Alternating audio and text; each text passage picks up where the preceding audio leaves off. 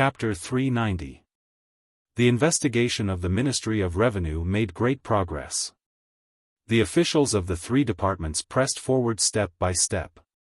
Seeing that they were digging deeper and deeper, the Crown Prince's expression became more and more boastful. Occasionally, he would reveal a few sighs in his conversation with Hu the scholar. It was unknown whether he was sighing about the purge the Ministry of Revenue was about to face or the increasingly heavy spring. The description of a rolling snowball was very appropriate. In Zhangzhou, where there was year-round snow in the north, the winter jackets worn by the tens of thousands of soldiers did not bring much cement to the Ministry of Revenue. Starting from this, they searched toward the capital and dug up a few more stories from the past. All of the clues were gathered at the Ministry of Revenue in Jingdou. The deficit in the discovered accounts grew larger and larger. The wound of the Qing kingdom that had been carefully hidden by the Ministry of Revenue officials was bloodily torn open and displayed for the officials to admire. After the investigation group entered the palace to make a report, they increased the strength of the investigation. Even Hu the scholar knew that the Ministry of Revenue could no longer be protected. If Fan Jian quickly resigned at this time, the court might give the Fan manor some face for Fan Xian's sake. If they continued to confront each other like this, it would not be as simple as Fan Jian being stripped of his position. Although Hu the scholar and the civil officials were also fearful of the Ministry of Revenue's deficit, they did not want the court to make too much of a ruckus. They also did not want the temporarily balanced court to tilt. Thus, through some channels, they conveyed goodwill to the Fan manor. As long as Minister Fan asked to resign, Hu the scholar and Shu the scholar were willing to jointly guarantee his safety. However, this was only the officials' wishful thinking. For an old official like Fan Jian, who had followed the emperor for nearly 30 years, once he made up his mind, the response he made was extremely stubborn. The Fan manor expressed gratitude for the goodwill secretly conveyed by the various manors. As for the goodwill itself, Fan Jian himself still did not give a concrete response. He did not enter the palace to cry bitterly to the emperor. He also did not send a letter to ask for his resignation. In fact, he was still sick. His condition did not seem to be improving. All the officials knew that Minister Fan was not sick, and so did the palace. But this time, the emperor did not send the royal doctor or eunuch Hong to Fan manor to see him. Perhaps the palace also knew that they had wronged the Fan family, and so they tolerated Fan Jian's act of using his illness as an excuse to complain. For the next few days, the Crown Prince sat in the Ministry of Revenue and stared at the people below him investigating cases. This time, Hu the scholar also had to personally come to watch. The people investigating and the people being investigated were all having a hard time. On this day, there was another breakthrough in the investigation of the Ministry of Revenue.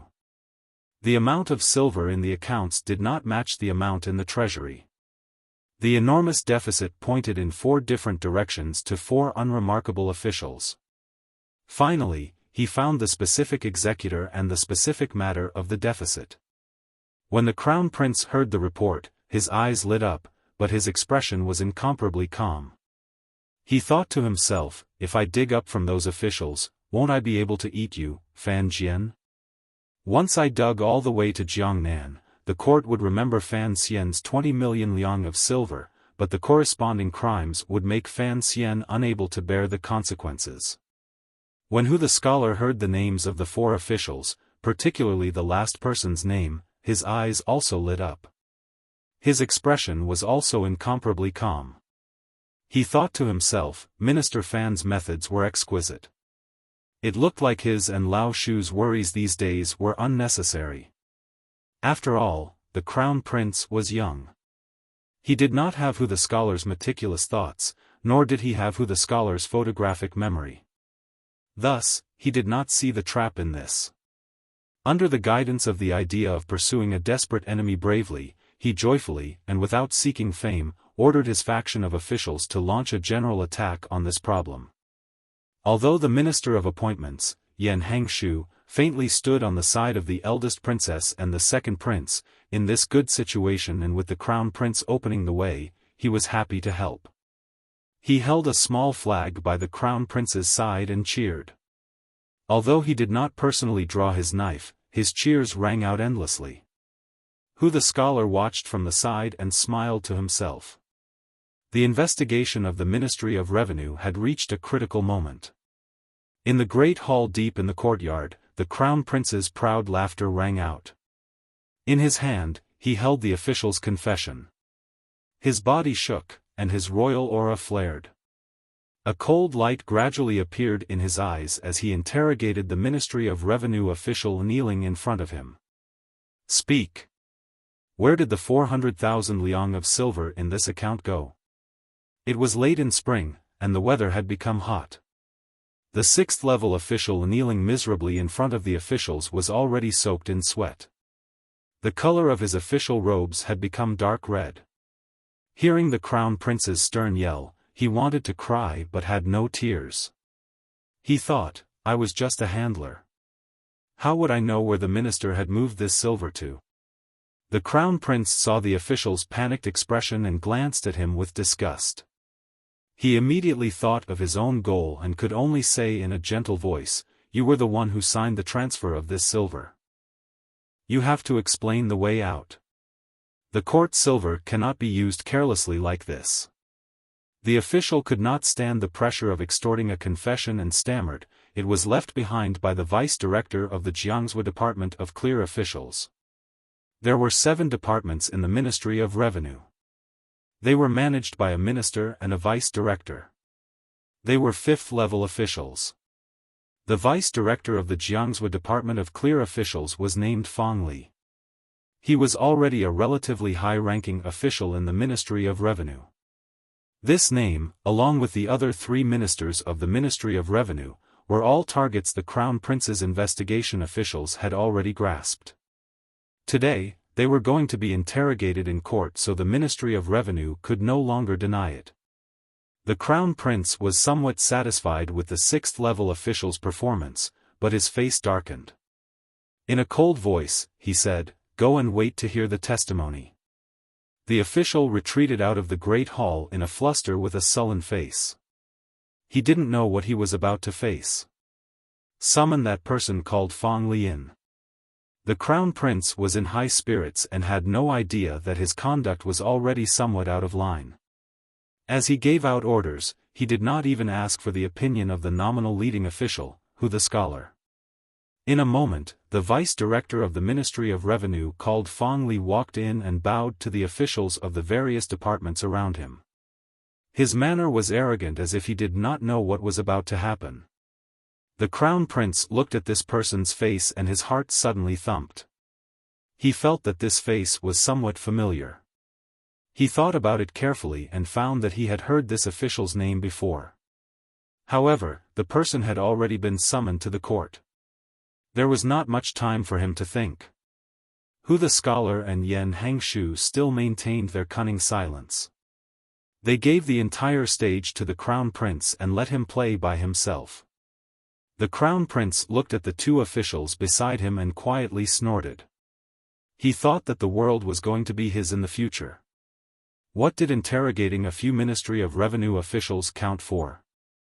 As long as he could connect Fan Jian to the deficit in these 4 places and the silver in Jiangnan, even if his current appearance was ugly and he lost the dignity of the Eastern Palace, he couldn't care too much. Thus, he slammed the chopping board and asked in a cold voice, Report your name and official rank. The vice director of Jiangsu Road of the Ministry of Revenue, Fang Li, paused. His lips trembled as he looked at the Crown Prince with a face full of shock. He had not expected the Crown Prince to be so strict with him. His face flushed red. With great difficulty, he raised his hands in a salute and replied, I am the Vice Director of Jiangsu Road of the Ministry of Revenue, Fang Li. The Crown Prince furrowed his brows and had an Overwatch Council official hand over the files he had found these few days as well as the statement of the earlier official who had signed to transfer the silver. He asked darkly, Tell me, where did these 400,000 liang of silver go? It was like Fang Li had been struck by lightning. He looked at the crown prince like an idiot, or perhaps, he looked at the crown prince like an idiot. He trembled for a long time before he said in a trembling voice, "Your Highness, I truly do not know." The crown prince furrowed his brows and looked worried for the country and the people. "Just to say I do not know. I'm afraid, it doesn't make sense." Fang Li was truly dumbfounded, particularly when he heard the crown prince say the word "I'm afraid" with a twist. His heart dropped into an ice cellar. He understood what he heard and saw. It looked like the crown prince had not only forgotten who he was, he had even completely forgotten the 400,000 liang of silver. His heart was sorrowful, mocking, and helpless. That's right, what was he? He was just a minor official in the Ministry of Revenue. In the past, he had done things for the crown prince and drank with him at the same table. Why did the crown prince need to remember his ordinary and unremarkable face? What was that 400,000 liang of silver? The crown prince of that time liked women, liked to spend money on women, liked to build gardens for women to play with, and liked to reward his trusted officials. Who was the crown prince? The crown prince was the future master of the country. All the money in the world would be his in the future. If he used it, then he used it. Why would he waste his noble thoughts to remember where the money had come from? Fang Li's mouth was dry. He stared at the crown prince, dumbfounded. He hoped the crown prince would be able to remember something to prevent this absurd and unbelievable situation from continuing to develop to an unmanageable stage. It was a pity that the crown prince did not seem to notice the flirtatious gaze of this Ministry of Revenue official. The work of investigating the case continued. The Vice Minister of the Ministry of Revenue, Fang Li, knew that this matter was too big. Furthermore, it was being investigated in front of all the officials. Once the truth was revealed, it would be impossible to take it back. Thus, he gritted his teeth and refused to say another word. The crown prince had already felt that something was amiss. He frowned and looked at this familiar-looking official. He didn't understand where the other party got his courage from. The confession was right in front of him, yet he didn't say a word. Could it be that the other party wanted to take all the blame for Fan Jian? Or rather, there had always been secrets to this matter. At this moment, the Minister of Appointments, Yan Hangshu, who had been watching silently from the side, suddenly slammed the table and yelled sternly, "This bastard has guts. Someone come. Drag him out and interrogate him properly." He turned his head and asked, "Sir, who, can we use torture?" Who the scholar, who had been staring at the ants fighting in front of his shoes, seemed to finally understand what had happened. He opened a pair of listless eyes and said, "Ah. Use torture?" There was no tone to the last word of torture. It was not clear whether it was a question or an agreement. Yan Hangshu raised his hands impatiently and said, "I will listen to your arrangements." The official of the First Bureau of the Overwatch Council accepted the order and prepared to go forward and drag the stubborn vice minister of the Ministry of Appointments out. Fang Li, who had been stubborn the entire time, heard that he was going to go into prison and heard the words, "use torture." Amidst his fear, he finally couldn't control his nerves. In a shrill voice, he cried out, "I have been wrongly accused. I was a scholar in the first year of the Qing calendar. 4 years later, I was promoted to vice minister. It is all thanks to the emperor's vast and mighty grace. How could I do such a perverted thing?" A string of words sprayed out, but this person had some ability. In such a tense moment, he defended himself. He still only looked at Hu the scholar and refused to look at the crown prince even if he died. When Yan Hangshu broke his silence and jumped out to suggest using torture, the strange feeling in the crown prince's heart grew deeper. When he heard Fang Li's defense, he felt a chill run down his back, piercing deep into his bones. A scholar in the first year of the Qing calendar? The son of the previous Minister of Rites, Guobaoquan, a palace who had always been on good terms with the crown prince, had been born in the first year of the Qing calendar. Fang Li and Guobaoquan were the same year. The crown prince was shocked. Countless things from the past resurfaced in his heart. In an instant, he remembered many things. Back then, because of Guo Baoquan's recommendation, he had lowered himself to have a meal with this minor Ministry of Revenue official called Fang Li. Through the eldest princess's arrangements, he had been promoted twice in the Ministry of Revenue.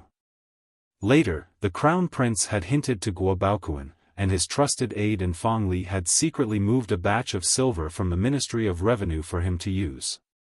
However, a few years had passed. That sum of silver had long been spent to an unknown place. Guo Baoquan had also long died somewhere unknown.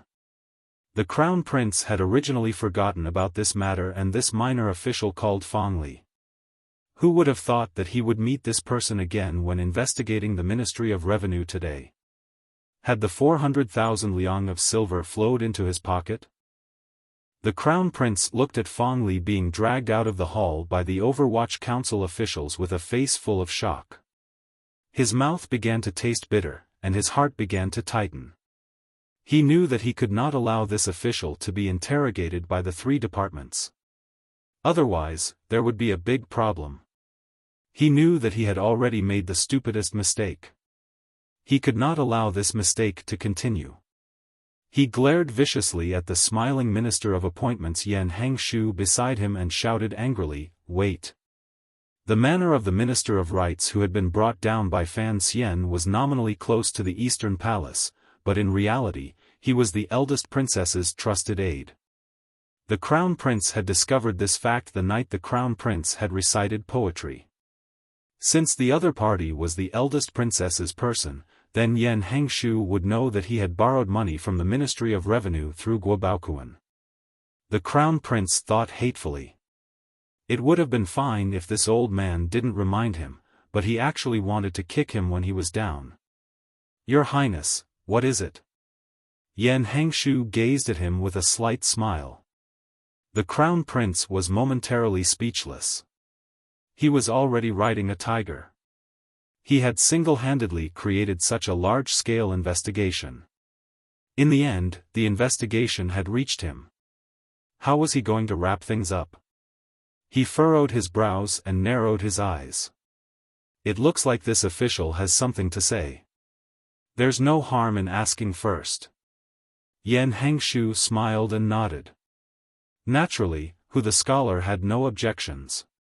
Fang Li had escaped death and knew that the Crown Prince had finally remembered him. He let out a big breath. However, when he met the Crown Prince's worried gaze, they both knew that the matter today was truly difficult to deal with. Ruthlessness flashed through the Crown Prince's heart. He suddenly remembered that Guo Baoquan had long disappeared. As long as he refused to admit it and then thought of a way to make this Fang Li shut his mouth, he would be able to clear his name. Having thought this through, he said with a gentle expression, "Fang Li, you have to think carefully about where this silver will go. I have come to investigate a case under the imperial edict. Of course, I will not let a corrupt official go, but I will not wrongly accuse any good official." A glimmer of hope flashed through Fang Li's eyes. He knew that the Crown Prince was hinting at him to randomly accuse others. Since this 400,000 liang of silver had been dug up, in front of Hu the scholar, Minister Yan, and the officials of the Supreme Court and Overwatch Council, it could not be shut up again. Fang Li knew that this was the only way. He lowered his head and his eyes darted around. He made up his mind, but for a moment, he didn't know who to push it onto. Back then, after he took the money, he had secretly destroyed the account books. However, for such a large amount of silver, it would be difficult to find another name. Yan Hangshu glanced at the Crown Prince and sighed in his heart. He knew that the other party was prepared to sacrifice a pawn, and this pawn also seemed to be prepared to be sacrificed. He couldn't help but be surprised. How could such an incompetent person like the Crown Prince make this minor official, Fang Li, so convinced? Earlier, the Crown Prince had clearly forgotten this person. He didn't understand that in Fang Li's heart, the Crown Prince was going to inherit the throne. As long as he didn't die in this matter, then there would come a day when he could turn things around. But, for 400,000 liang of silver, how could the emperor spare the life of a minor minister-councillor? It was clear that Fong Li had not thought of this. Without letting Fong Li think for too long under the scrutinizing gazes of all the officials, a slightly tired voice had already helped him answer and helped him out of his predicament. At the same time, it put a rope around the crown prince's body. I remember this debt. Back then, the Ministry of Rights sent out an order.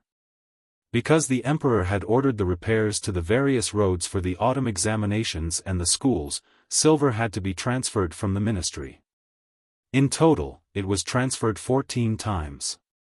In total, it was 400,700 liang of silver.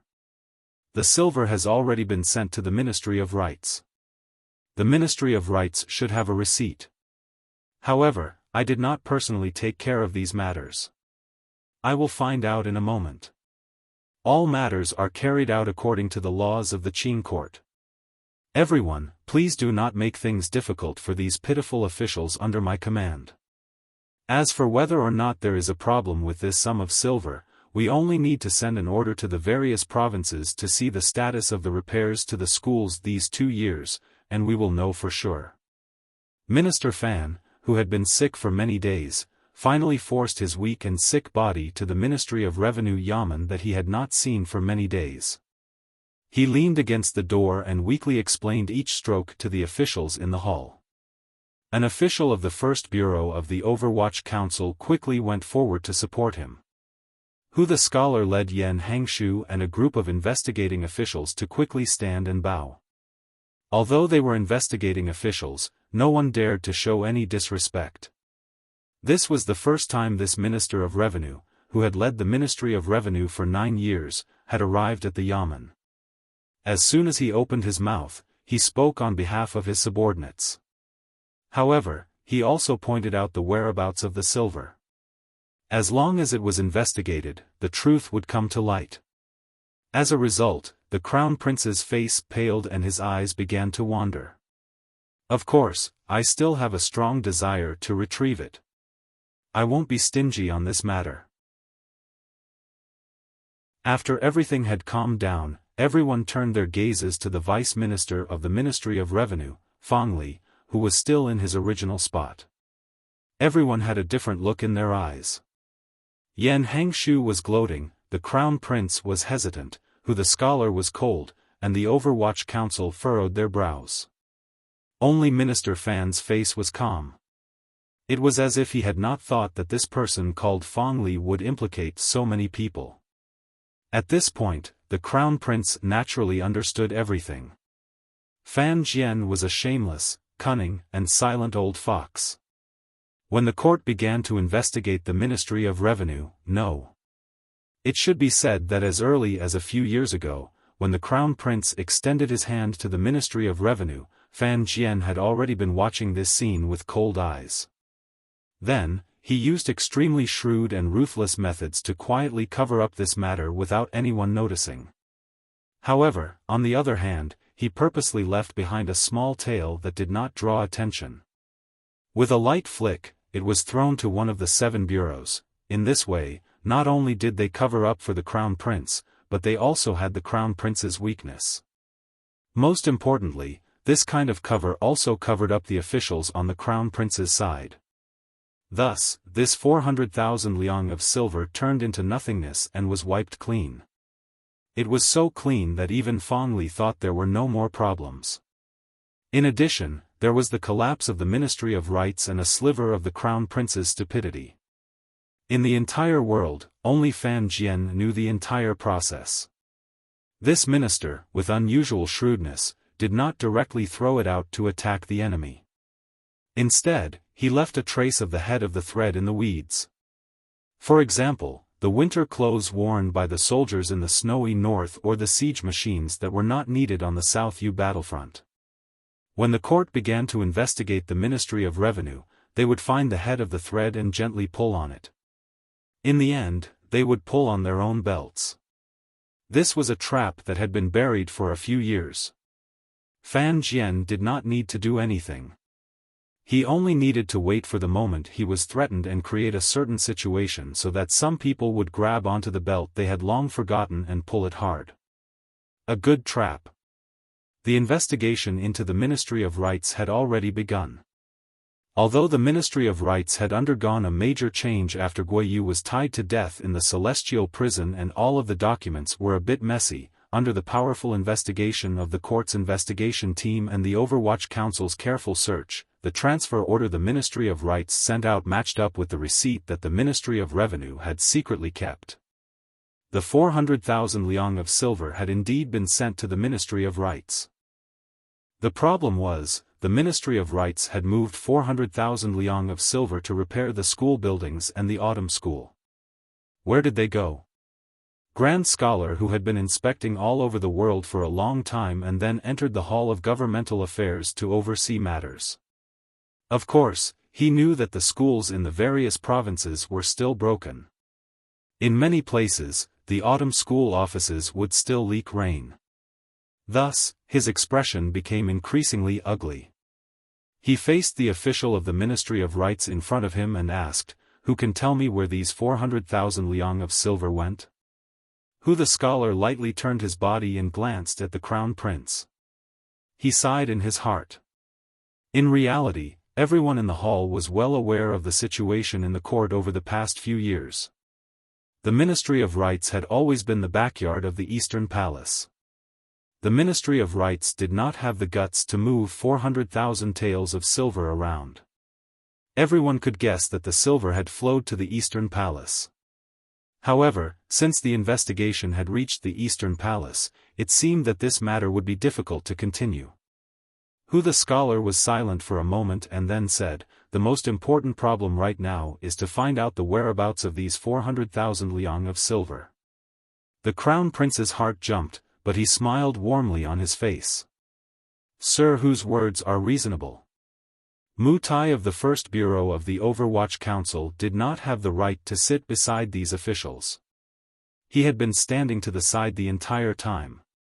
He looked at the expression of Minister Fan sitting in the middle and suddenly said, "The silver did reach the Ministry of Rights." However, the official who handled this matter died in the spring examination case the year before last. The Crown Prince was silent to the side. Guiyu had already died, and Guobaoquan had been lost. Now that the Overwatch Council had confirmed the specific death of the person who handled it, even if the eldest princess knew of his connection to the 400,000 liang of silver, she would not be able to find any evidence to give to Hu the scholar. Thus, his heart felt slightly at ease. While he felt slightly at ease, he couldn't help feeling sorrow and anger. "Aunt! Why are you doing this?" Unexpectedly, Mu Tai's next words chilled the Crown Prince's heart. In a serious voice, he said, "However, there are always some clues that can be investigated. Scholar, do you think we should have the Overwatch Council investigate the Ministry of Rights?" Investigate the Ministry of Rights? Everyone in the hall was startled. They thought, have this group of wolf-like Overwatch Council investigate the Ministry of Rights? If the court investigated the Ministry of Revenue, it would clearly make Sir Fan Jr. far away in Jiangnan angry. If the Overwatch Council investigated the Ministry of Rights, under Sir Fan Jr.'s remote control, the pitiful officials of the Ministry of Rights would probably not survive. However, Mu Tai's request seemed very reasonable. Fan Jian lightly stroked his long beard. His face was expressionless, but in his heart, he was thinking that Nji's trusted aide seemed to have a much better brain than before to be able to guess his thoughts. Fan Jian's thoughts were very simple. Didn't the court want to investigate the Ministry of Revenue? If the Ministry of Revenue wanted to protect itself, it had to open up the battle lines and drag in more departments. The Ministry of Rights was only the beginning. Once all 6 ministries were found to have problems, the wise emperor would not be able to remove all the ministers of the 6 ministries from their positions. The Minister of Appointments, Yan Hangshu, glanced at Fan Jian and greatly admired this old fox. He quickly shook his head and refuted, "The court has clearly ordered to investigate the Ministry of Revenue. It is not good to spread it too widely." Fan Jian smiled insincerely and said, "Reasonable, reasonable." Everyone could hear the mockery in these two words of reasonable. Yan Hengshu's face blushed. He knew his suggestion was unreasonable. Since the Ministry of Revenue's deficit involved the Ministry of Rights, they should continue to investigate. Who the scholar's expression was also awkward. He persuaded, "Let's discuss it for a while, let's discuss it for a while more." If they let go and asked for an edict for the Overwatch Council to investigate the Ministry of Rights, in the end, they would certainly investigate the Crown Prince. Thus, before entering the palace to ask for an edict, Who the scholar did not dare to make such a decision. The Crown Prince gritted his teeth and said, "The matter of the Ministry of Rights has to be investigated. However, there is a priority. The matter of the Ministry of Revenue's deficit has not been clearly investigated. If we expand it too widely, I'm afraid it will hinder the Emperor's edict." Fan Jian continued to smile slightly and said, "The Crown Prince is reasonable, reasonable." Who the scholar sighed in his heart and said, "Concerning the matter of the Ministry of Rights, please enter the palace in a moment to listen to the imperial edict." According to the Crown Prince's intentions, the Ministry of Revenue should continue. If they continued to investigate, the Ministry of Revenue would certainly find more problems. In the end, the 400,000 liang of silver was only the tip of the iceberg. The Crown Prince did not believe the Fan family would be so clean in the Ministry of Revenue. Of course, the Ministry of Revenue was not clean. Minister Fan had set up a trap, and the Crown Prince was not the only one buried in it. As the investigation gradually deepened, a few more departments were successfully dragged into the water by the Ministry of Revenue. The Supreme Court bore the brunt of it. The expression of the long-silent official of the Supreme Court immediately changed. He felt incredibly awkward. The Ministry of Revenue did not have bad accounts, but there were too many hidden accounts. Each deficit pointed to a certain side in the court. In the end, even a small yamen like the Imperial College could not escape. The Minister of Appointments, Yan Hengshu, began to be cautious.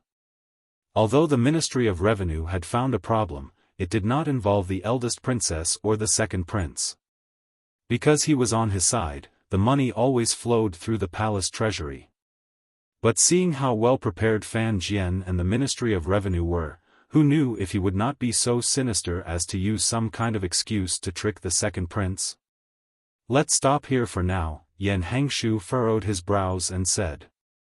"After entering the palace to ask for an edict, we'll continue tomorrow." Reasonable. Fan Jian continued to smile as he said these two words. Who the scholar's face was cold. He looked at the officials in the investigation group and thought, how could the court become so corrupt? If the emperor truly had the determination to continue investigating, Minister Fan would have to resign. As long as the investigation didn't reach Jiangnan, he would not have to take too much responsibility. However, the other officials in court would probably be mostly unlucky. In the royal palace in late spring, red apricots occasionally appeared on the low walls of the inner palace. The green trees and beautiful flowers contrasted against each other. The beautiful scenery entered one's eyes and did not want to be taken away. It was already dusk, and in the blink of an eye, it was dark. The door to the royal study opened and closed and opened again, and a few ministers came and went in succession. In the end, there was only the lonely emperor left in the room. There was also the old eunuch and a bright candle. Pa! Anger flared in the Qing emperor's eyes. He slammed his palm on the wooden table, but not a drop of tea spilled out. In a cold voice, he said, "What a Ministry of Revenue, what a Eastern Palace. Do you really think I don't dare to kill?" The officials who had entered the royal study to discuss matters were the officials responsible for investigating the Ministry of Revenue after receiving the edict. Hearing their reports, the Qing emperor's anger gradually grew. His original intention was only to investigate the Ministry of Revenue and use the matter of the Ministry of Revenue moving silver to Jiangnan to persuade Fan Jian to abdicate. He used this relatively open method to re-establish the balance in court. However, he had never expected that the Ministry of Revenue was much cleaner than he had imagined. Fan Jian was much cleaner than he had imagined. On the contrary, it was the other 5 ministries and 3 temples in court who had benefited greatly from the Ministry of Revenue, particularly the Eastern Palace. Earlier, the scholar had already secretly reported on the matter of the Ministry of Rights and sadly hinted that it was best not to continue investigating the Ministry of Revenue matter. Otherwise, it would truly make the court restless. Before the Ministry of Revenue could bear the blame they deserved, the other officials of the other ministries would probably start eating prison food. While the emperor was angry, he couldn't help but feel chilled by the Ministry of Revenue's methods. That was why he had flown into a thunderous rage earlier. In his view, since Fan Jian had long known about these matters, why did he continue to hide it? It was not until he was prepared to move against the Ministry of Revenue that he suddenly threw it out and caught the officials off guard. Wasn't this also catching him, the emperor, off guard? He and Fan Jian had grown up together, so he knew the abilities of his housekeeper. He was not surprised at the Ministry of Revenue's deep and scheming response. He was angry that the officials in court had failed to live up to expectations and had been tied onto this big boat by the Ministry of Revenue. He was even more angry that the Crown Prince was so stupid. How could he dare to pass the world to him? Of course, the emperor was even more angry at Fan Jian's sharp counterattack because this comrade he is threatening me. The emperor furrowed his brows and said coldly. Old eunuch Hong, whose face was covered in age spots, shook his head and sighed. Your Majesty, I'm not afraid to say too much. People are always selfish. Even a loyal official like Minister Fan would have to think of some way to protect himself in such a dangerous situation. The emperor's voice was slightly sharp. With a mocking smile, he said, playing with schemes like this is considered a loyal official? Old eunuch Hong sighed and said, Director Chen loves to play with schemes, but in terms of loyalty, I'm afraid even I do not dare to say I am above him. The emperor slowly closed his eyes and said, Chen Pingping has saved my life countless times. How can Fan Jian compare? Minister Fan has managed the Ministry of Revenue these years and quietly smoothed out all the hidden dangers. Why? Is it not for the peace of the court? Old eunuch Hong sighed. If Minister Fan truly had any disloyal intentions, the evidence in his hands would be enough for him to do many things. However, he still hasn't done anything. This means that he just doesn't want the court to be shaken. He should at least tell me first, the emperor said coldly.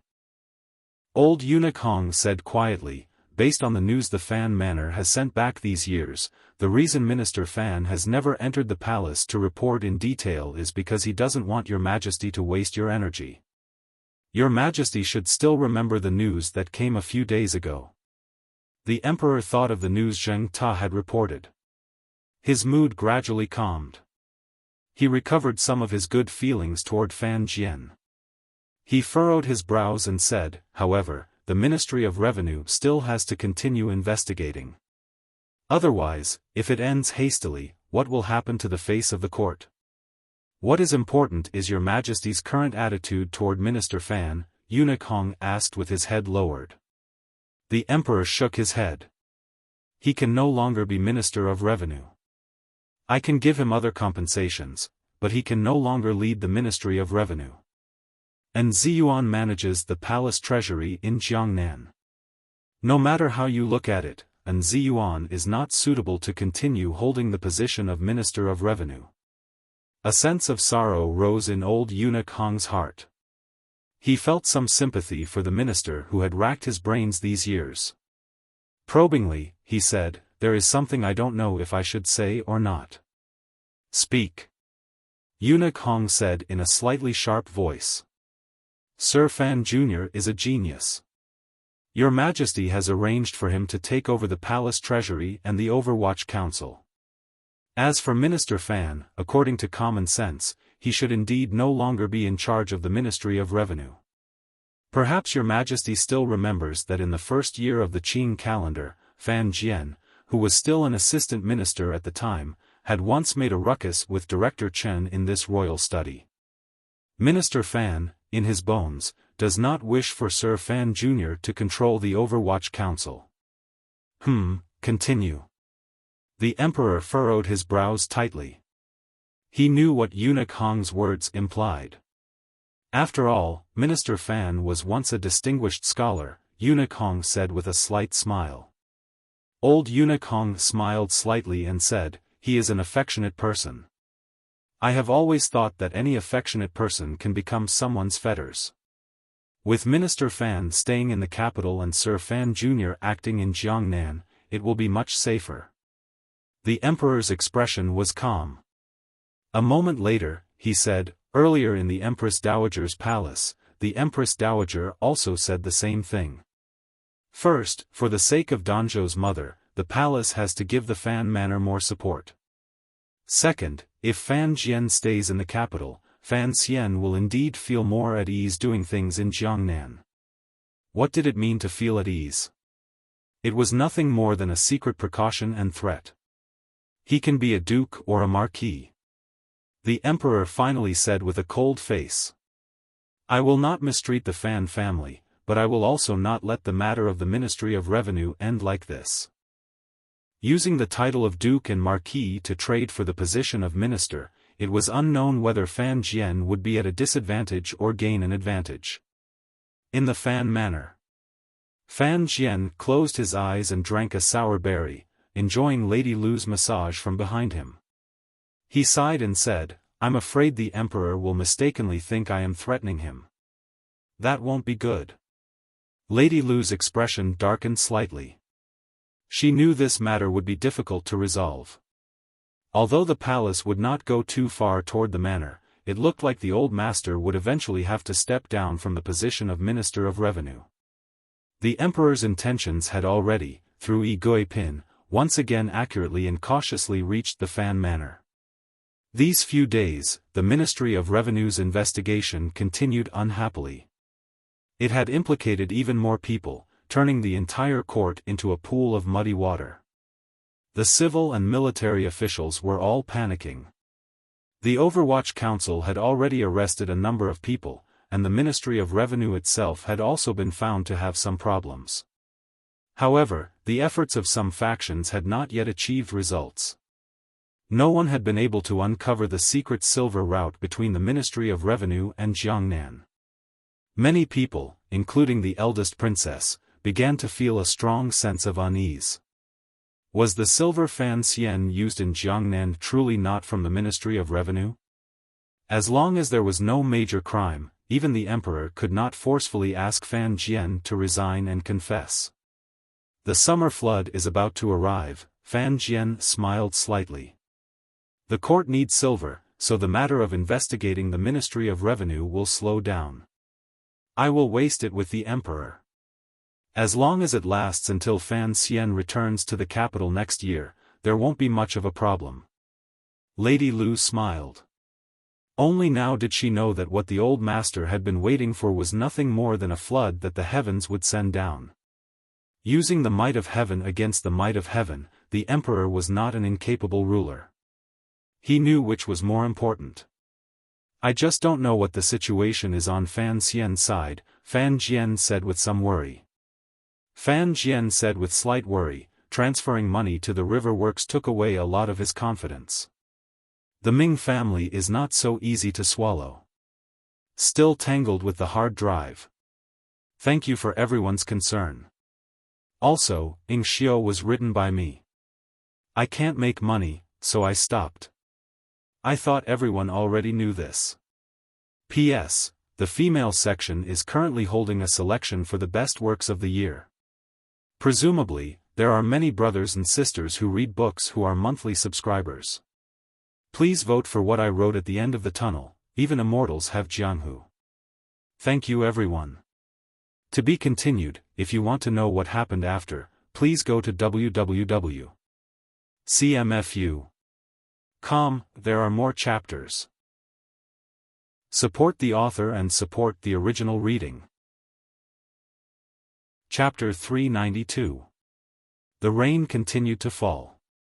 The flowers in various gardens in Jingdo had long bloomed. They gradually fell and sank into the mud. As for the matter of investigating the Ministry of Revenue, the palace was still waiting for a result. This made things difficult for the officials in court. At this point, the officials knew that if anyone wanted to bring down the Ministry of Revenue, they themselves had to fall first. There was no need for Sir Fan Jr., who was far away in Jiangnan, to speak. Sir Fan Sr., who was in the capital, had already displayed enough trump cards. No matter how they investigated, they couldn't find themselves. Who would want to do such an idiotic thing? Furthermore, the Crown Prince had already foolishly given a very good demonstration. In officialdom, the most important thing was the Emperor's golden words. The second most important thing was the so-called unwritten rules. Currently, the Ministry of Revenue was swaying between these two matters. However, no matter how it swayed, it stubbornly held on and refused to fall. Fan Jian refused to resign and end this matter. Even though there were rumors in the palace that the emperor was prepared to use a rarely seen high rank to express compensation, the Fan family still stubbornly held on. For a moment, the officials in the capital couldn't help but admire Fan Jian's confidence in the depths of their hearts. In reality, Fan Jian did not stubbornly hold on. After the Ministry of Revenue had implicated enough officials and the Crown Prince began to turn his gaze to other areas, such as protecting himself and dragging a few of his brothers into the water, the Minister of Revenue did not return to the Ministry of Revenue Yamen. Instead, he began to leisurely drink tea in his manor, go to the manor to look at the mountains and rivers, and occasionally visit the manors he was on good terms with. It was not convenient for him to go to other manors at this time because he did not want to cause trouble for others at the juncture of investigating the Ministry of Revenue. No one dared to get too close to him. However, King Jing's manor was an exception. King Jing was the Empress Dowager's son, the youngest son, and the emperor's younger brother. He had been silent and well-behaved for many years, doing gardening. Everyone in the palace knew what his attitude meant, so they never really cared about him. Fan Jian and King Jing had always been on good terms. It was normal for him to go to his manor. Furthermore, given King Jing's personality, he was not afraid of anything. Then one day, Fan Jian entered the palace and had a deep and sincere conversation with the emperor in the royal study. He very sincerely confessed his thoughts to the emperor. He analyzed it from all aspects and felt that it was more suitable for him to continue to be the Minister of Revenue. On this issue, he did not hide anything from the emperor. Lingering was not a longing for battle. In such a seemingly peaceful but actually complicated situation, Fan Jian analyzed himself and the court stroke by stroke. He advised the emperor that he should take back the order to investigate the Ministry of Revenue. Only then would it be the best choice for the Qin kingdom. This was an honorable path. Even the emperor was a little surprised that he did not hide his own talents and was so honorable and upright. The next day, it was said that King Jing also entered the palace.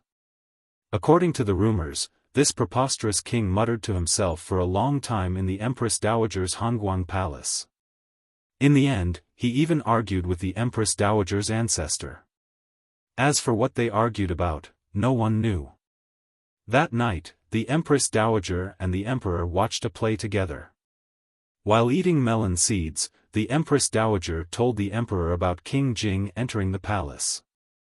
The Emperor smiled and didn't say anything. The Empress Dowager's meaning was clear.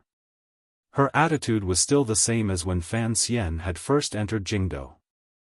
The Fan family had done so much for the Li family, so they couldn't be treated too badly. Besides, it would not look good to have the youngest son enter the palace every day to make a fuss. Most importantly, this ancestor of the Empress Dowager knew that her grandsons were probably all looking bad in the Ministry of Revenue matter. If they investigated the Ministry of Revenue and found the royal family, where would the royal family put their face? Minister Fan had always thought that the emperor would always care about face more than the officials. He had not thought that the first person to feel embarrassed would be the Empress Dowager. However, the effect was about the same. The next day, the edict came down. Although, in order to maintain the system of the court, it did not clearly take back the imperial edict to investigate the Ministry of Revenue. Using the excuse of state affairs, the emperor moved most of the officials in the joint investigation group back to their original ministries.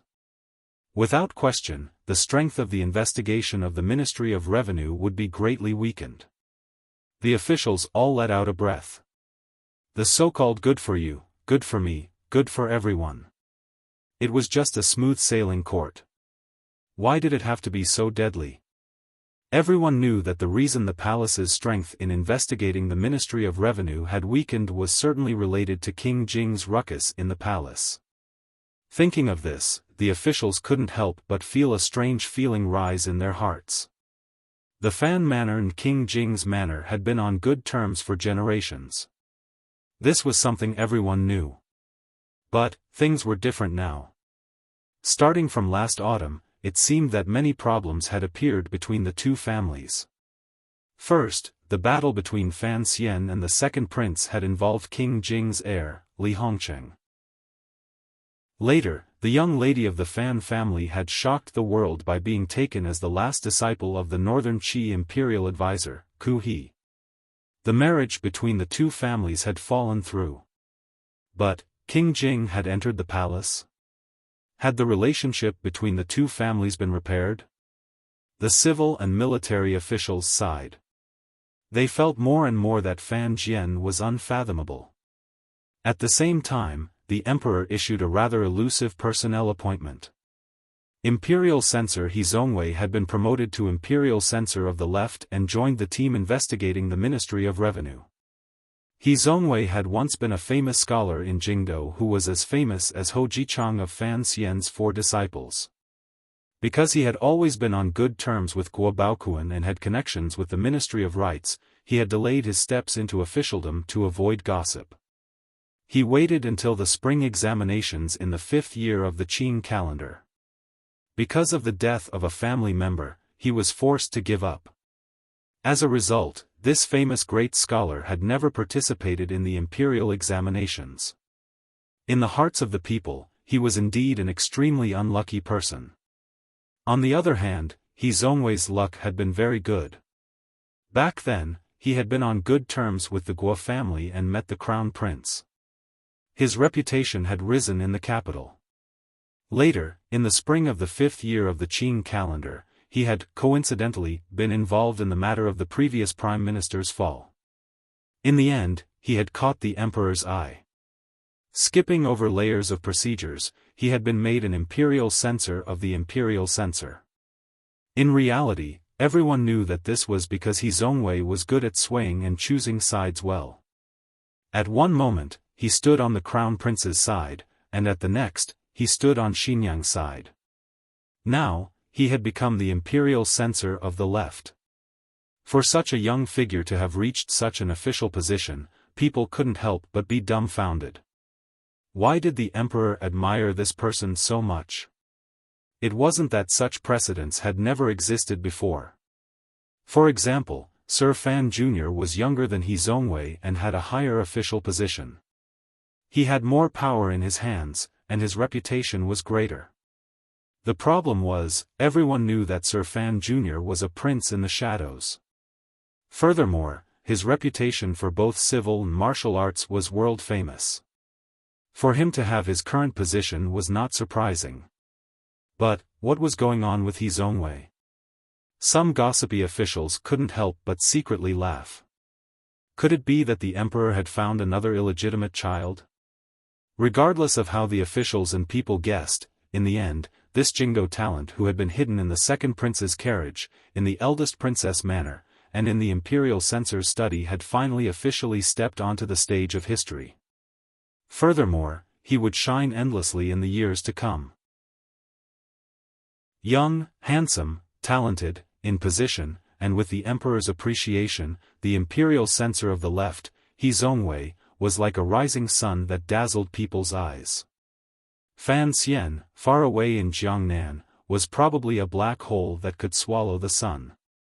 No one would believe that last year, Fan Xian had used a black fist to beat this popular figure in court into a pig's head. This was He Zhongwei's lifelong humiliation. He knew that Sir Fan Jr., far away in Jiangnan, looked down on him from the bottom of his heart. Now that the emperor thought highly of him, he had to do something for the emperor. The situation that had made the crown prince's head ache finally eased, but he still had to think of a way to wipe out the 400,000 liang of silver. Last night, the Empress Dowager had given her grandson a good scolding in Hongguang Palace before telling him that the emperor was not in a good mood. Grandmother could block it for him this time, but it did not mean she could block it for him in the future. The crown prince felt a bit of regret. In reality, these 2 years after Fan Xian entered the capital, he had been doing pretty well. He was honest, peaceful, and even played less with women. However, the him 2 years ago was indeed a bit preposterous. He had left so many loose ends that people could easily grab. Thinking of this, he began to remember the Minister of Revenue who had grabbed onto his tail tightly and made him feel incomparable pain. The Fan family. Compared to the second prince, who he had hated endlessly in the past, the crown prince was now certain that in the next few years, his greatest enemy was, without question, the Fan family, regardless of whether the old one or the young one. The investigation of the Ministry of Revenue had already brought the Eastern Palace and the Fan family into close combat. This time, the Fan family had the upper hand. Regardless of whether or not the crown prince was willing to resolve this matter peacefully, given Fan Jian's intelligence, he knew that if the crown prince ascended to the throne, the Fan family would not have many good days. The crown prince was not the emperor. He had no feelings for the old woman far away in Danzhou. As for Fan Xian, because of the Yi family matter, this was an irreconcilable enmity. The crown prince could not hope that Fan Xian would stand on his side. He did not even hope that Fan Xian would not oppose him on the matter of inheriting the throne. Since the main conflict had been established, the other conflicts were secondary. All of the unhappiness of the past could be casually swept away. When his trusted aide sent him the second prince's invitation to meet on Lujing River, the crown prince thought for a moment and then agreed. He smiled coldly. He knew that his second brother also knew that if he wanted to defeat Fan Xian, relying on his own power was far from enough. There was only one chair. Regardless of whether it was the crown prince's or the second prince's, everyone could flash their daggers and snatch it again afterward. At the moment, they had to at least ensure that this chair would not fall under the third prince's butt. In the current situation, the emperor's 2 sons had to let go of their former enmity and unite. Only by uniting all the power that could be united could they defeat that abnormal bastard far away in Jiangnan. On Lujing River, the spring was as thick as a woman's eyes, gradually warming up. It was as if summer was coming. On a pleasure boat, the crown prince and the second prince drank and chatted merrily, admiring the scenery and the beauty. It was as if nothing untoward had happened between the two of them in all these years. Since the second prince had taken the initiative to extend his hand, he had to express his stance first. First, he expressed his apologies for Minister of Justice Yan Hongshu's dishonorable act of adding insult to injury during the investigation of the Ministry of Revenue. Of course, he would not say it clearly. Although the crown prince could sometimes be a bit of an idiot, most of the time he could still be considered a smart person. The crown prince also sighed and said that after Fan Xian entered the capital, he had suppressed him less. The 2 brothers met each other's eyes and saw the faint worry and a glimmer of helplessness in each other's hearts. The power in Fan Xian's hands was too great. Furthermore, the old men standing behind him were too powerful. More importantly, it seemed that there were some people in the palace who were leaning toward his side. Li Qingping and the third prince had always been by Fan Xian's side. What exactly did father mean by this arrangement? The crown prince and the second prince sank into silence at the same time. In the end, it was the second prince who slowly opened his mouth and said with a light laugh, "Your Highness, I heard that Fan Xian has opened a branch of Baoyue brothel in Suzhou. There are 2 girls inside who are very famous. One is a girl he stole from Hongcheng's hands. The other is rather interesting. I heard she is a female slave in brother's manner." The crown prince lowered his eyes and gritted his teeth. With a cold huff, he said, "That big brother of ours, that day in the royal study, didn't he also speak up for Fan Xian? It looks like he is truly afraid of that great princess from northern Qi. Second brother, you and big brother are always close, how come you can't see that he is a fool?" The second prince raised his eyebrows and smiled. He chuckled and didn't continue to say anything. At this time, a warm breeze was blowing gently on the river. The pleasure boat swam slowly. The willow branches by the shore could not stand the gradually hot weather and hoped that the rain that had stopped in the morning would fall again. The expressions of the 2 people by the window were gentle. In reality, they each had their own ulterior motives. However, they had no choice but to sit together and discuss matters. "He Zongwei will continue to investigate the Ministry of Revenue," the second prince said with a slight smile. "Don't worry, he knows his limits." The crown prince huffed coldly. Including the Ministry of Rights and He Zongwei, these people were actually originally close to the Eastern Palace. Later, they were all pulled over by the eldest princess and the second prince. Now, He Zongwei had already established himself in court. How could the crown prince not hate him? He coldly said, "Don't forget, He Zongwei is passionate about fame and is a true slave of 3 families. Today, he stands on your side. Who knows how he will stand in the future?" The second prince looked at the deep spring scenery outside the boat in a daze and sighed. "Don't worry, he won't throw his lot in with Fan Xian." The crown prince said, "But, given his present position, it seems that there is no need for him to continue staying under your tutelage."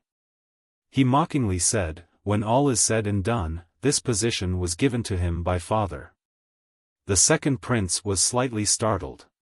He knew that the crown prince's words had meaning, but he couldn't be bothered to refute it. He smiled slightly and said, "It is not convenient for him to come today precisely because of the reason you mentioned. Since he is already a court official, of course, he has to pay attention to keeping his distance from us." However, the second prince turned to look at the crown prince. His face still held a harmless and gentle smile, but a glimmer of disgust grew in his heart. He also felt a bit uncomfortable that this person, whom he had always looked down on, was now forced to work together with him. "I have asked you to come today because someone wants to see you." The crown prince furrowed his brows and said, "Who is so arrogant as to dare call me to see him? Am I not allowed to?" A gentle, clear, and seductive female voice came from the back of the room. The moment this voice came out, it seemed to immediately drown out the beautiful sounds of the wind blowing through the willows and the light flight of birds. It was incomparably moving. The crown prince's expression changed. A complicated emotion flashed through his eyes. He was dumbstruck. A moment later, he slowly stood up and bowed toward the back of the room. He said self-mockingly, "After Aunt entered the palace, I have not seen Qingqian. Qingqian thought Aunt was not happy to see me." The eldest princess, Li Yunrui, lifted the beaded curtain and slowly walked out. She gazed at the crown prince with a faint smile.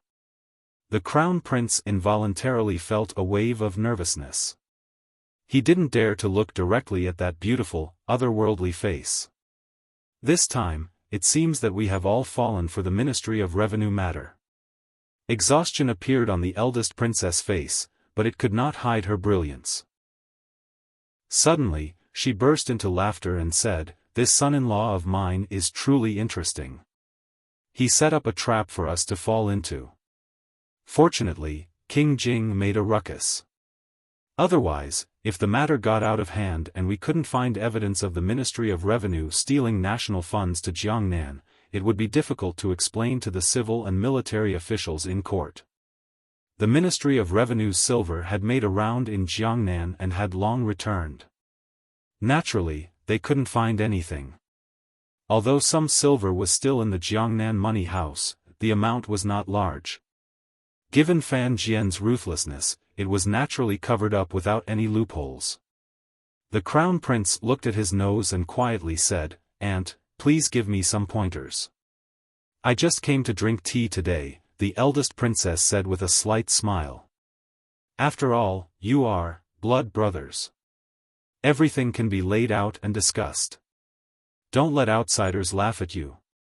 When she said the words, blood brothers, she put emphasis on the word blood and bit the tip of her tongue to emphasize her tone. Although it was a point, it revealed a glimmer of temptation.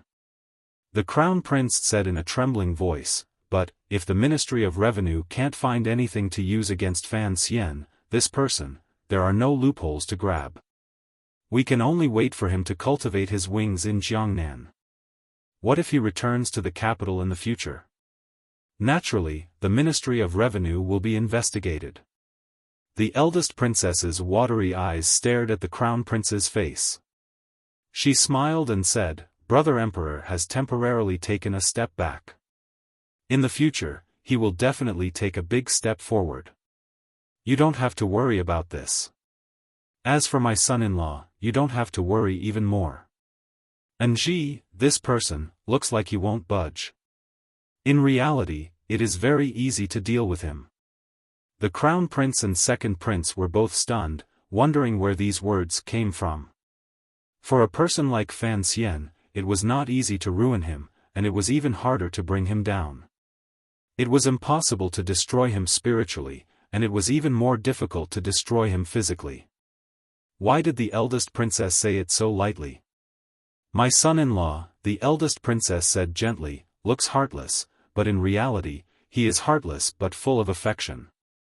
After the secret conference on Lujing River ended, the second prince boarded the carriage under the protection of the 8 generals and returned directly to his manor in the north of Jingdo. Presently, one of the 8 generals had been killed by Fan Xian, and Fan Wuxia had been scared back to his home by the swordsmen of the 6th Bureau. There were only 6 people left. They had long lost their former prestige. The second prince had been a king for many years and had been married for many months. His relationship with Wang Fei had always been very good. There had not been any bad rumors. Wang Fei's surname was Yi, and her name was Ling Er. In the bedroom, Yi Ling Er draped a thin sky-blue robe over her husband. A faint worry floated on her usually cheerful face. The second prince turned around and glanced. His heart was slightly apologetic. Holding her slightly cold hands, he comfortingly said, "What are you thinking about today?" Yi Ling Er bit her lower lip.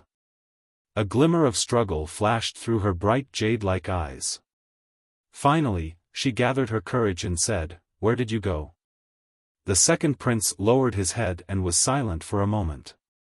He then replied straightforwardly, "I went to Lujing River to see my aunt and the Crown Prince." A warmth welled up in Yi Ling Er's heart. It seemed that since the second prince did not hide such an important matter from her, it meant that he was truly treating her as someone close to him. She couldn't resist persuading, "Why? Isn't it better for us to live peacefully?" After being married for many months, the second prince was gentle and considerate. He did not show the domineering and shameless side of the royal family. This was partly because Yi Ling Er's background was also very deep. It was also because he had some affection for Yi Ling Er. The younger generation of the Qin kingdom had actually all grown up together, such as Wan Er, the princes, Yi Ling Er, and the young lady of the Fan family. The division between the royal family and the trusted families was not clear. The second prince knew that his wife was thinking for him. He couldn't resist sighing and said, "There are many things that we have no choice in." Yi Ling Er stared at him in a daze and suddenly said, "In the past, it was the emperor who pushed you out, but now, teacher, Fan Xian has already taken over your role. Why do you still want to participate? The second prince sighed again. After a moment of silence, he said, if it is really as you say, my historical mission has already been completed. I should indeed not participate in these matters, but don't forget. He said with slight mockery, the teacher you speak of, the most famous Sir Fan Jr. in the Qin court, is actually someone who holds a grudge the most. Yi Ling furrowed her brows slightly and said unhappily, what grudge can't be resolved? Do you want me to go talk to him? Although the second prince secretly laughed at his wife's childishness, he was also faintly moved. Pulling her into his arms, he comfortingly said, there are many grudges between men that can't be resolved through friendship in the boudoir. He didn't explain in detail, but he knew that the grudge between him and Fan Xian would be difficult to resolve. The guards who died on Nyolan Street, the Baoyue brothel incident, the dead prostitutes, and many, many more, Fan Xian had placed all the blame on him. This was actually also something the second prince did not understand. It was clear that only some unimportant subordinates had died, so why did Fan Xian hate him so much? In order to protect himself, he had to have power. Of course, the most important reason was that the second prince was still not satisfied even now. Everyone was not satisfied, but few people knew of Fan Xian's good intentions far away in Jiangnan. I've even read the reviews of the book. Thank you. I just don't have time to add to it. I'm really sorry. If you want to know what happens next, please log on to www.cmfu.com. There are more chapters. Support the author. Support the original reading. Chapter 393. The Crown Prince had been scolded, the scope of the investigation had shrunk, and the Ministry of Revenue was temporarily safe. The Overwatch Council could straighten its back again. This matter was very interesting. Whether or not the First Bureau of the Overwatch Council could straighten their backs depended on the angle of the Minister of Revenue's body and the ground. Who the scholar slammed the table in the Hall of Governmental Affairs and pointed at the faces of the elders of the 6 departments, cursing these officials for their uncleanliness. In any case, he was still young and hot-tempered. He did not need to be like Xu Wu and always put on the bearing and demeanor of a senior official.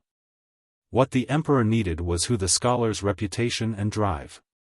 However, in the matter of investigating the Ministry of Revenue, who the scholar had not completely satisfied the emperor's requirements. In his opinion, at least from the situation of the investigation, the Ministry of Revenue was truly not easy.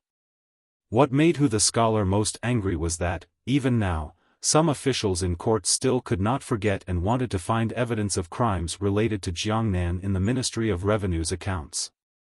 The sound of slamming the table rang out again. Who the scholar furrowed his brows deeply and stared coldly at the official beside him. In a low voice, he said, moving silver to Jiangnan? Where is the silver? Isn't it still in the Ministry of Revenue's treasury? In the future, if you don't have evidence, don't talk about these groundless things to avoid chilling the officials' hearts. He looked at the ashen-faced officials and snorted coldly, Sirs, take care of yourselves. After saying this, who the scholar shook out his sleeves and walked out of the little room beside the royal palace, leaving behind many officials in the room looking at each other. Everyone felt deep regret and embarrassment. When investigating the Ministry of Revenue, the Ministry of Revenue was clean. On the contrary, it was their faction that had countless problems found. The backers behind these officials were all inextricably linked to Jiangnan. From the situation in Jiangnan, these major figures determined that the silver Fan Xian used to clash with the Ming family had certainly been moved out of the national treasury. It was because of this judgment that these people dared to attack the Ministry of Revenue so confidently. Since so much silver was still stored in the Palace Treasury Transport Company, then the national treasury would certainly not be able to erase it. Yet, there was not a trace of it. These officials gnashed their teeth in hatred. Even after being reprimanded by Hu the scholar, they did not dare to talk back. Who told them to shout so loudly and yet not be able to find any problems? The father and son of the Fan family were too treacherous. It was early in the morning, and the sun in the east had not yet risen. The Hall of Governmental Affairs was only drafting the memorials for the court conference. The expressions of the officials were all a bit tired. Most of them had not slept all night. However, thinking of the fight in the court conference, everyone had to raise their spirits. The first stage of the Ministry of Revenue's investigation had clearly ended with the complete defeat of the eldest princess and the Eastern Palace, but how could they salvage the situation? Intentionally or unintentionally, these officials cast their gazes towards a young official who had been sitting in a dark corner. This young official's name was Xiaofan. He was one of the most popular people in the court. He had some previous connections with the eldest princess's Eastern Palace and was now deeply appreciated by the emperor. It was precisely because Hu the scholar did not want to make a big fuss about the Ministry of Revenue that the emperor had many intentions that could not be expressed verbally and could not be smoothly handled through the officials. This was why the imperial censorate's new imperial censor of the left, Xiaofan, was transferred to the team investigating the Ministry of Revenue. The officials looked at Xiaofan. Naturally, they wanted to know from this young official's mouth exactly how the palace was going to handle this matter. He had been specially ordered to listen in on matters in the Hall of Governmental Affairs for 3 days. He had been steady and proper. He was respectful and strict toward Hu the scholar and the other officials. He did not say much and did not act rashly. He was deeply steady. However, being stared at by these officials, Xiaofan knew that he had to show some ability. This was not only for himself but also for the emperor. What a mess, he sighed and warmly said to the officials. It looks like this matter will have to be slowly tormented. Hu the scholar was a bit anxious earlier. Please do not worry too much. Slowly dealing with it showed the palace's attitude. The Fan Manor's response was clever and unyielding. It made it so that the palace could not find a good way to replace the Minister of Revenue in a short time. They could only wait for another opportunity. The officials fell silent. They were dissatisfied and also faintly worried. Since Fan Jian's position did not change, the officials who had led the attack would have to pay a corresponding price. In the court conference after the matter, the officials belonging to the eldest princess and the Eastern Palace launched a final attack. It was not to kill the enemy, but to protect themselves. Even though the Ministry of Revenue was clean, the investigation team still found some problems.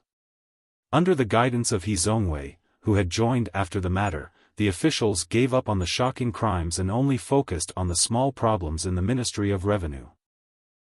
For example, some accounts were unclear, or a small sum of silver had disappeared.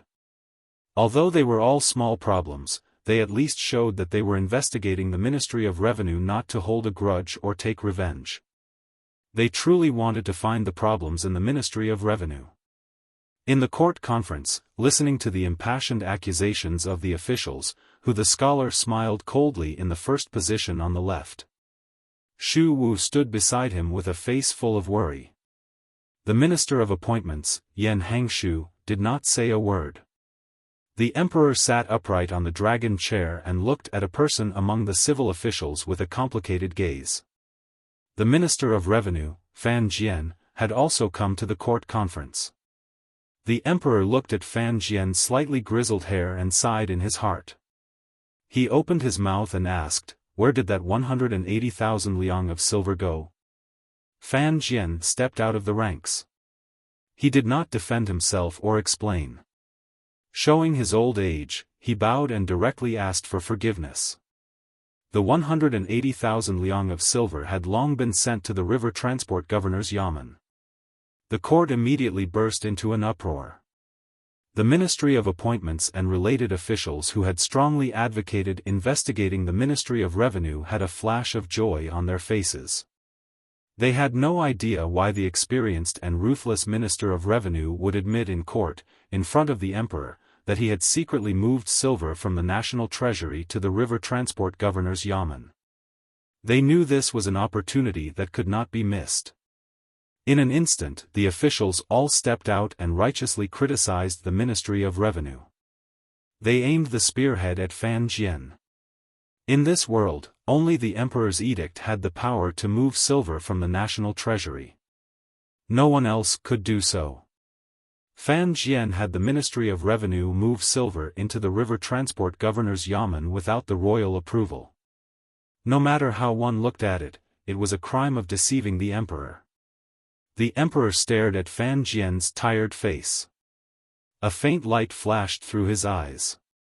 It seemed that he did not hear the voices of the officials in court asking for the Ministry of Revenue to be punished. The emperor did not hear it, but some officials heard it clearly. Hearing it, anger filled the depths of their hearts. The deficit in the Ministry of Revenue was closely connected to the officials who attacked the Ministry of Revenue. Even if Minister Fan's move of silver from the national treasury to the river works was not appropriate, his intentions were understandable. This was for the court and the people, yet it became a sore spot for those shameless people to attack. Xu Wu's brows trembled anxiously. The anger in his eyes flared. He turned his head and glared at the civil officials who had stepped out. In reality, these elders of the Hall of Governmental Affairs all knew that if the court wanted to move silver, the procedures were very complicated. If they really had to slowly ask for an edict to move silver into the river works, the river would probably have long been short of banks. In the depths of winter, Xu Wu had once complained to the emperor about this matter. Although he did not know the details of Fan Jian moving silver from the Ministry of Revenue into the river transport governor's yamen, he dared to conclude that this had nothing to do with personal gain. Bullshit. Moving silver to repair the river? The Fan family had no land on either side of the river. What benefit could they possibly get? Xu Wu forcefully suppressed the anger in his chest and stood out. He bowed to the emperor on the dragon chair. Seeing this virtuous and respected scholar step out of the ranks, the officials attacking the Ministry of Revenue all stopped speaking and returned to their ranks. The emperor glanced at him and said, "What is the crime of secretly moving silver from the national treasury?" Old Xu the scholar raised his head and straightforwardly said, "Your Majesty, if you want to ask about the Qing law, you should ask the Ministry of Justice and Supreme Court. I work in the Hall of Governmental Affairs, but I am not very familiar with the Qing law." The emperor gave a not quite there smile and said, "What does the scholar want to say?" Xu Wu bowed again and turned around to glance disdainfully at the petty officials in the court. Only then did he slowly say, "I think that Minister Fan is not at fault in this matter." "How so?" "The matter of the river works has always been tight. This year, fortunately, the spring floods are not as strong as in previous years, but the summer floods are about to arrive. As for the matter of the Ministry of Revenue moving silver into the river works yamen." Xu Wu took a deep breath and respectfully said, "It was I who wrote the memorial in the Hall of Governmental Affairs and directly sent it to the Ministry of Revenue. Thus, I actually know about the matter of the Ministry of Revenue moving silver." After these words were said, the court burst into another uproar. Xu the scholar was willing to take a great risk and tie himself to the Fan family? Why was he doing this? Minister Fan also seemed to be surprised as he looked at the old scholar in front of him. The emperor furrowed his brows slightly. A moment later, he suddenly smiled and said, "Oh? Why didn't I know about this matter? I am muddle-headed. Please forgive me, Your Majesty." Xu the scholar was not muddle-headed. Earlier, the discussion in the court was ferocious and he could not stand it. The sliver of old but firm conscience at the bottom of his heart surged. His blood rushed and made him stand out to be a guarantor for the Ministry of Revenue. Now that he had come to his senses, he knew the emperor would certainly not like someone in his Hall of Governmental Affairs to be a guarantor for the 6 ministries. He forced a smile and lowered his voice. Your Majesty, take pity on my old age. Yesterday, I drank a few cups too much and spoke with youthful frivolity. At this time, even if I wanted to shut my mouth, I can't.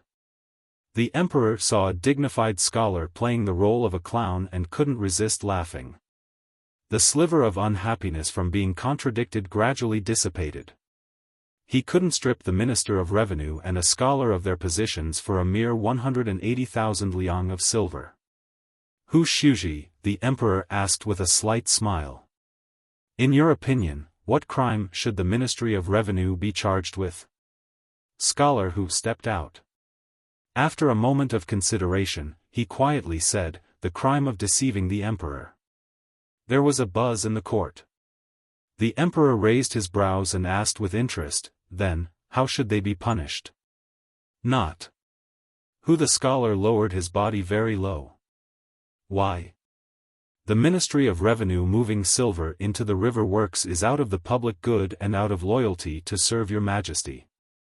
Although it is deceiving the emperor, it is a deceiving of love for the emperor, Hu the scholar said lightly. Hu the scholar faintly said, when the Qing law convicts people, they care about understanding reason and setting the situation.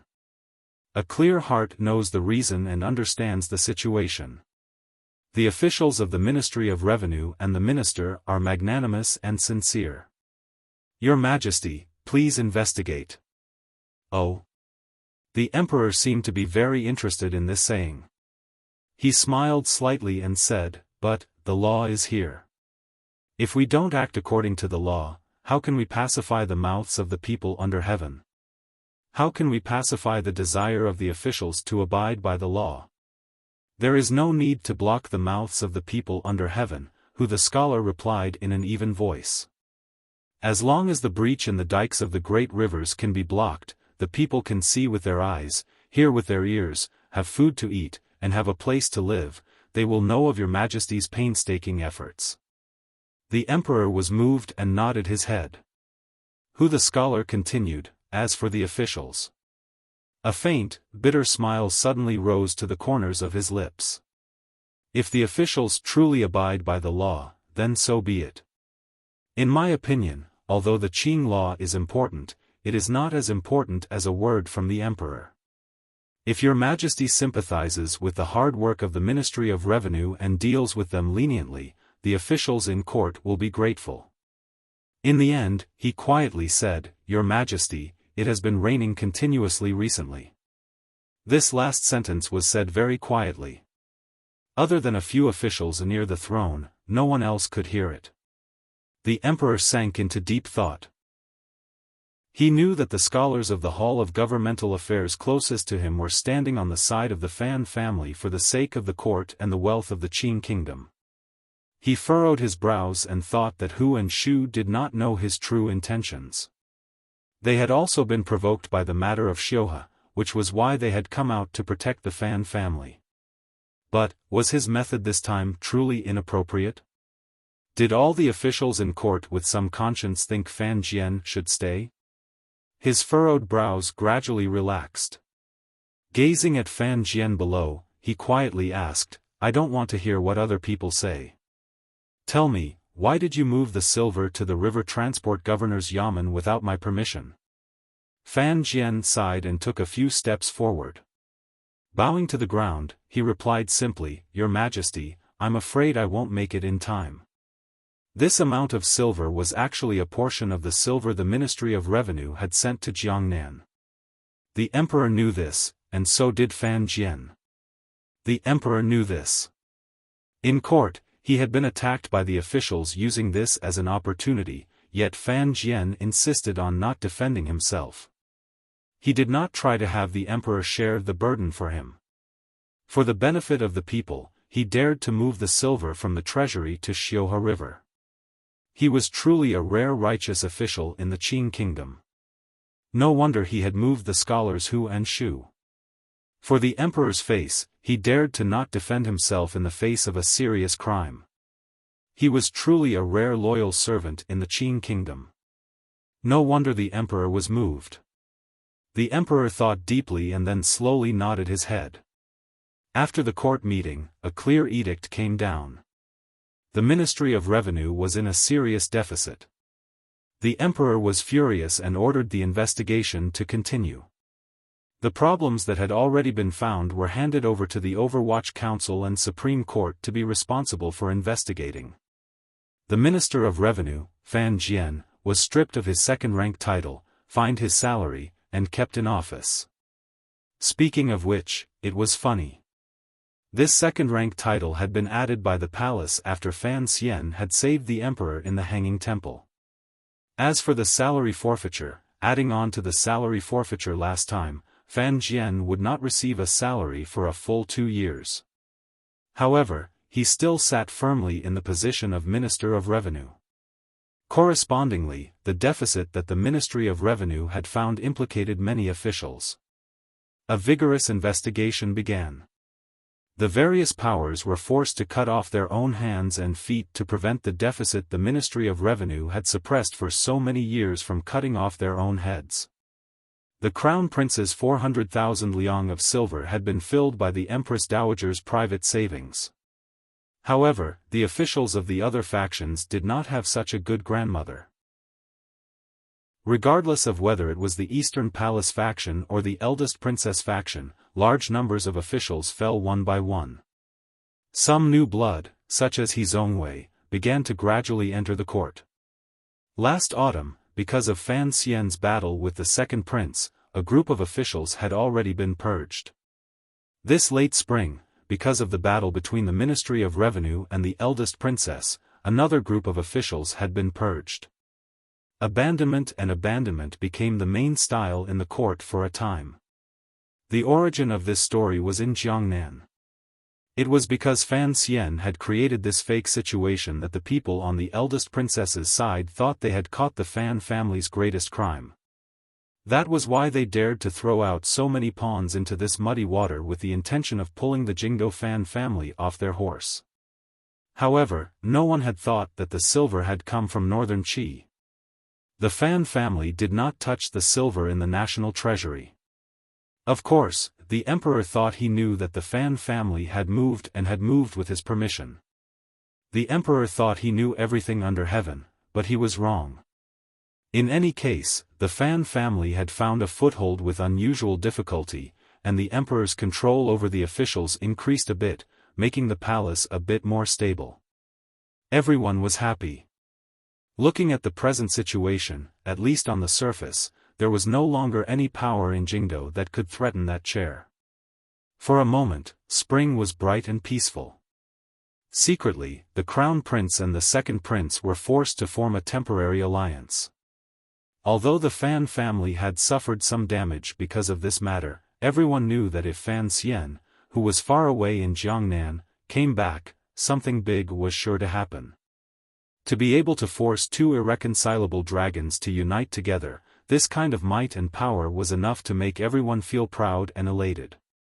However, Fan Xian, who had caused all of this to happen, did not feel the slightest bit proud.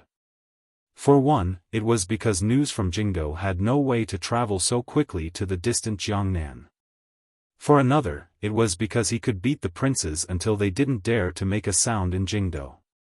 However, in Jiangnan, far away from Jingdo, faced with the Ming family that kept retreating, he suddenly found that it was strangely difficult to defeat the Ming family. It was even more difficult than defeating his royal brothers. Happy weekend. Those who have a monthly ticket, vote for one. To be continued. If you want to know what happened next, please log on to www.cmfu.com. More chapters. Support the author. Support original reading. Chapter 394. The battles in politics and business often had a common point. Every time it looked like they were at the end of the line, it was as if there was a glimmer of hope at the end of the tunnel.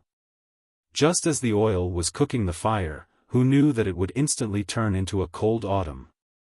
Xinjiang and the Eastern Palace thought they had a clear grasp of the Ministry of Revenue's battle in Jingdo and had grasped the Fan family's biggest weakness. They arrogantly and eerily took action, wanting to have the Fan family circumference insignia change owners. Who would have thought that in the end, it would be the complete opposite and they would lose a large amount of power for no reason. Going back to Jiangnan, Fan Xian held the imperial envoy Ming Jian in his hand, cleared out the palace treasury, took control of the transport company, and, through Xia Qifei, forced the Ming family's money to tighten. Then, through that lawsuit, he successfully plunged the Ming family into chaos. Then, through the enormous Overwatch Council's help, he made things difficult for the Ming family everywhere under heaven. His manner was overbearing, as if he could crush the Ming family into a pile of powder at any moment. At such a moment, who would have thought that so many shocking things would happen? My people want to enter the garden. Fan Xian slapped the table. His eyes were like hooks as he looked coldly at the person in front of him. Enunciating each word, he said, Sir Shui, I have already waited 10 days. I will not wait any longer today. The person sitting beside him was the most powerful person in Jiangnan, Governor Shui Qing of Jiangnan Road.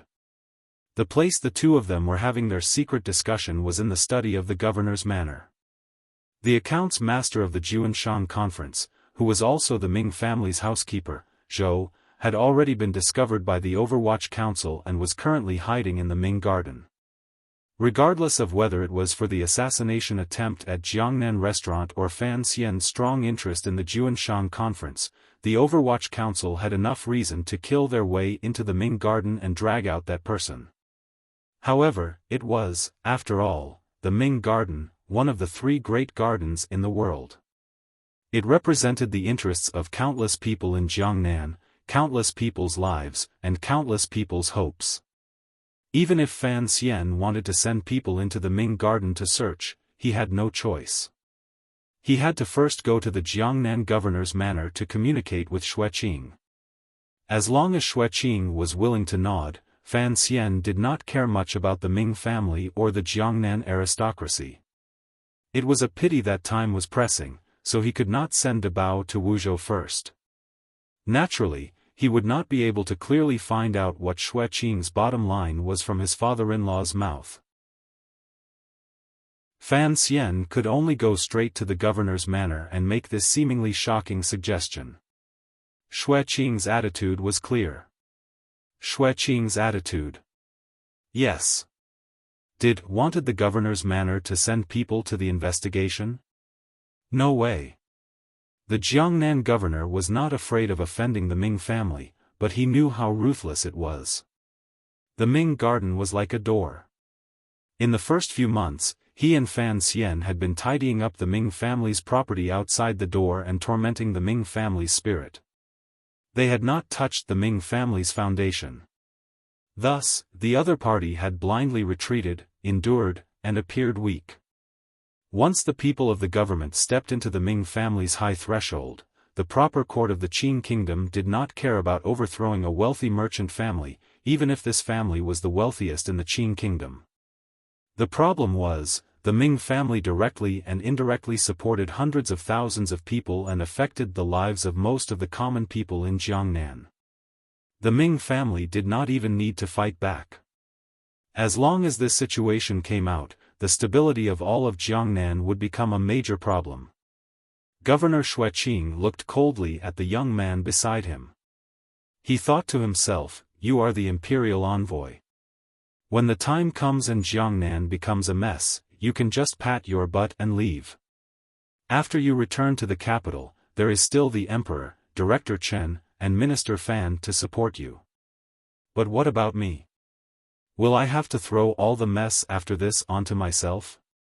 If Jiangnan is not stable, how can I continue as governor?"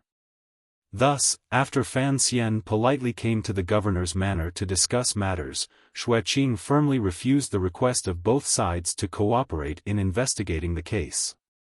His words were very clear.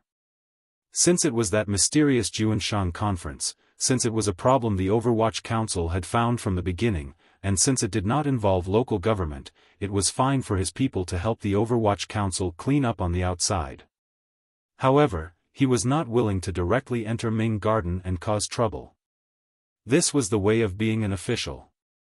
Shui Qing knew that Fan Xian was not certain of the trouble that could arise from searching Ming Garden, which was why he was dragging him down with him. How could he just obediently go down? It had already been delayed for 10 days, and Xue Qing was still not willing to relent. Fan Xian's heart began to gradually become angry.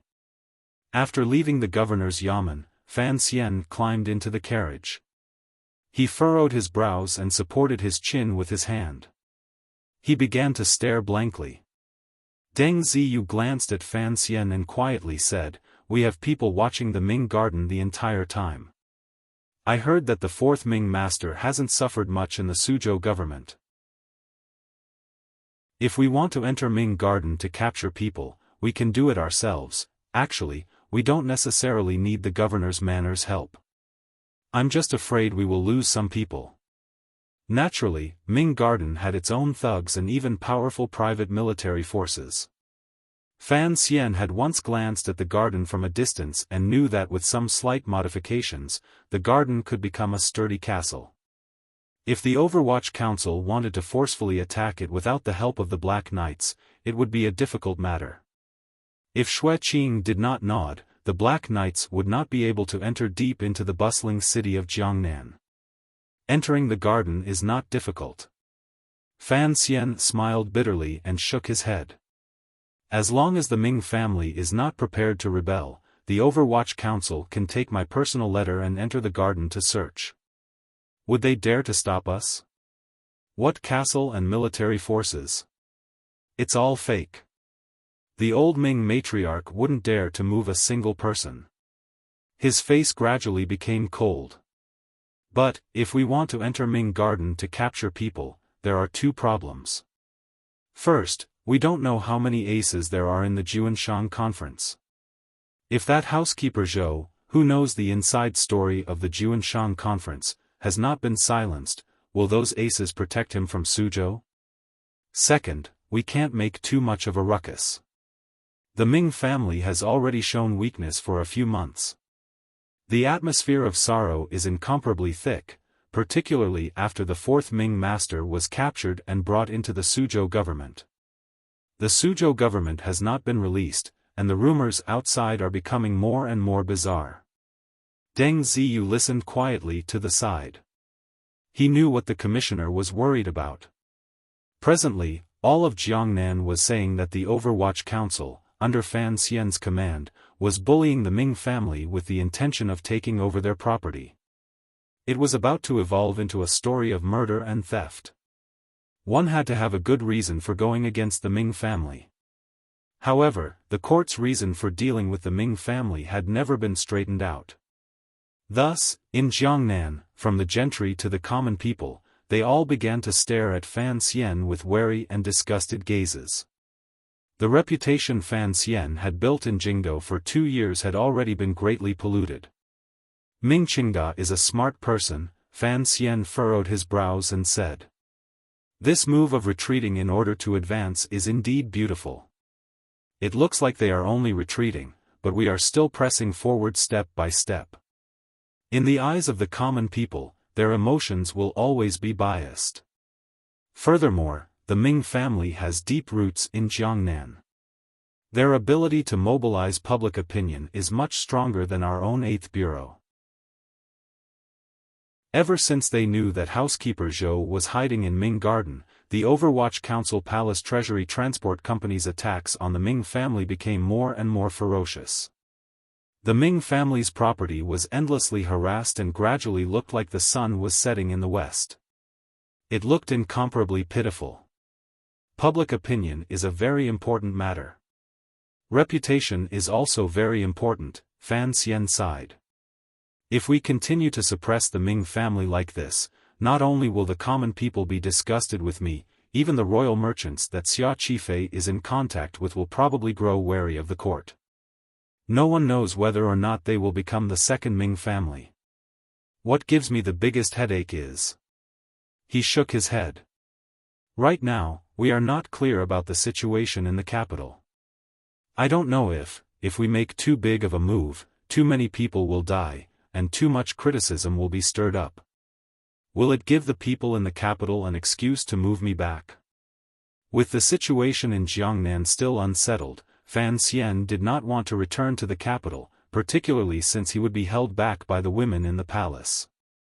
It was not a situation he could accept. When the carriage arrived at Hua Garden, he said a few words to the third prince and the others. Then, he brought Deng Ziyu and a few trusted aides into the study. He spread out a map on the large desk and began to think deeply. Fan Xian thought for a while and then used his finger to point at a certain city on the map. In a quiet voice, he asked, "Has the news from Quanzhou come back?" The home of the concubine of the direct heir of the Ming family, Ming Lansher, was in a village next to Quanzhou. The Overwatch Council had already investigated that the brother of the concubine had been on the East Sea the entire time. He was responsible for the Ming family's pirate business and robbing their own merchant ships. The head of the pirates had already been silenced by the military people the Ming family had colluded with. The concubine had also disappeared. In the words of the Ming family, she had gone home to visit relatives. Of course, the Overwatch Council knew this was a lie. But, who could expose this lie? That concubine did not return to the village, a member of the Qinian unit reported. A member of the Qinian unit reported, "We didn't find any traces of bandits along the way. They were probably killed in Suzhou." Fan Xian nodded. This was something he had long expected, so he was not surprised.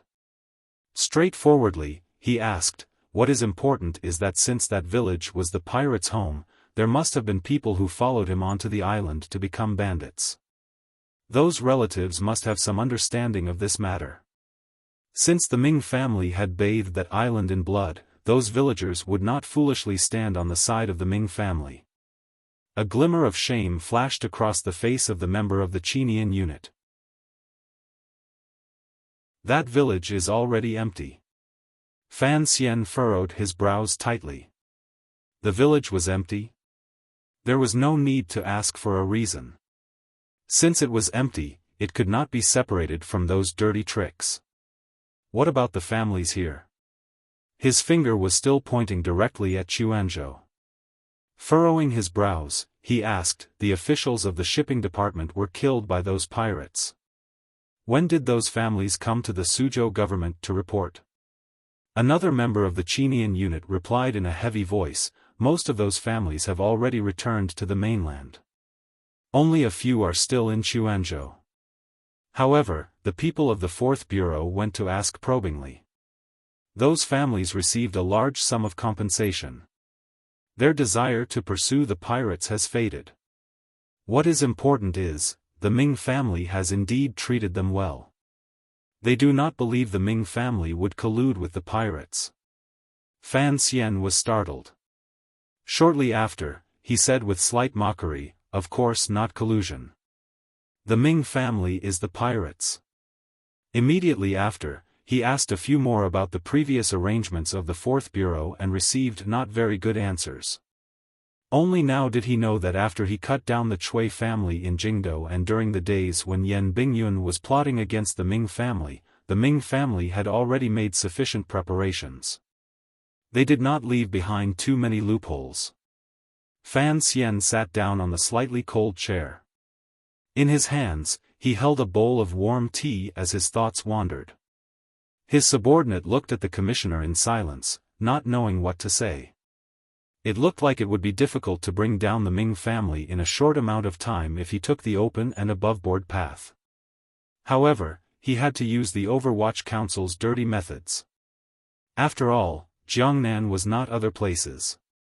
He had to worry about the reaction of the people. If it really caused the entire population to take to the streets for a walk, it would be difficult for the Overwatch Council to clean up. Thinking of this, Fan Xian began to feel angry at Xue Qing's indecisiveness. If the Jiangnan governor appeared and he followed from behind, one in the light and one in the dark, one red face and one white face, perhaps this matter would be much simpler. However, Fan Xian did not feel too defeated. He knew that in the battle between the court and the Ming family could forever only stand on the passive defensive side. Fan Xian had plenty of time to slowly play with the Ming family. The reason he was in a hurry to enter Ming Garden was because he wanted to clearly investigate the role of the Juanshan Conference. In the battle with the Ming family, he could endlessly try to bring them down. Even if he did not succeed once, he could try again after resting for a while. But, the Ming family could not. This large family could not be defeated even once. Once they were defeated, they would be wiped out. Get ready. Fan Xian lowered his eyelids slightly and said, "Get ready to enter the garden to capture people at any time." Deng Ziyu hesitated for a moment and then said, "Not waiting for Governor Shui to make his stance clear?" Fan Xian smiled coldly and said, "When I do things, I never like to follow in other people's footsteps. I've waited for 10 days and given Shui Qing enough face. If I act now, he can't blame me for being ruthless." What about the Jiangnan people's discussion? Discussion? They say I'm bullying the Ming family? I'll go in gently and gently. I won't hit a single person and won't kill a single person. How am I bullying them? A glimmer of a smile appeared on Fan Xian's face. Besides, I've thought it through. Something like reputation, once it's ruined in Jiangnan, I'll slowly pick it back up in the future. Fan Xian waited for 10 days not because he did not have the confidence to enter Ming Garden and capture housekeeper Zhou. It was not purely because he had misgivings about discussion or because he wanted to wait for Shui Qing to make his stance clear.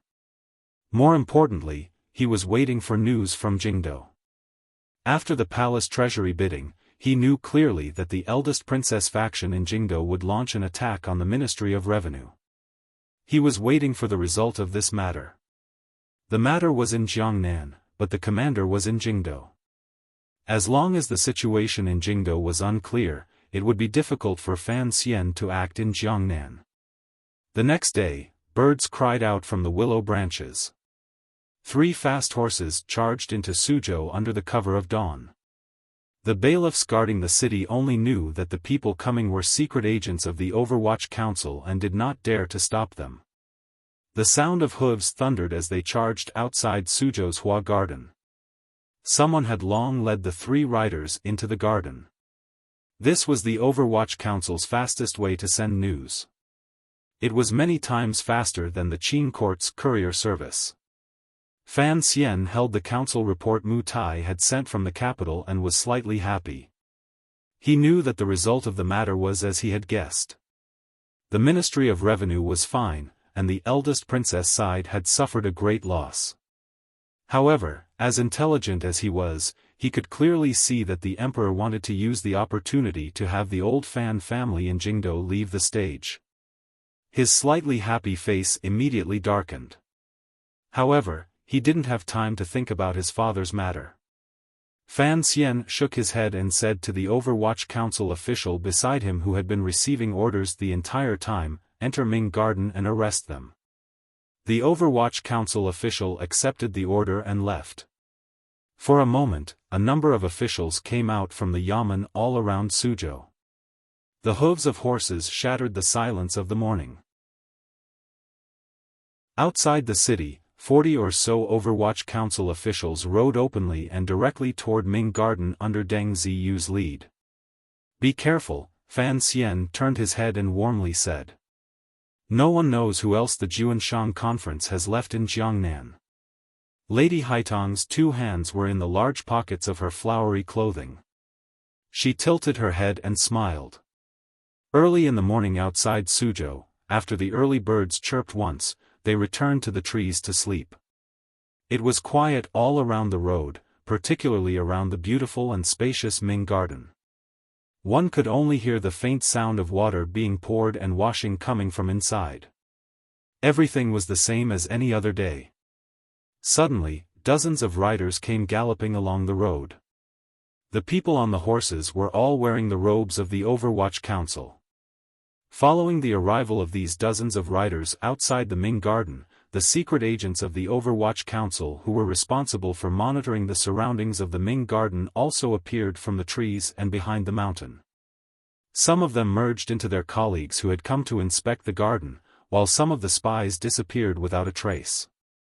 Deng Ziyu's serious face sank as he rode his horse to the front gate of Ming Garden. He flipped down from his horse. His subordinates behind him also dismounted in unison. At this moment, Ming Garden was as quiet as a shy virgin. However, Deng Ziyu could clearly see that on the inner side of the low perimeter wall, there was a metallic light shining with a soul-devouring light.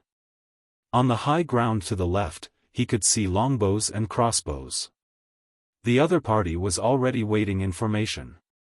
If they fired in unison, not a single one of these dozens of Overwatch Council officials would be able to return alive.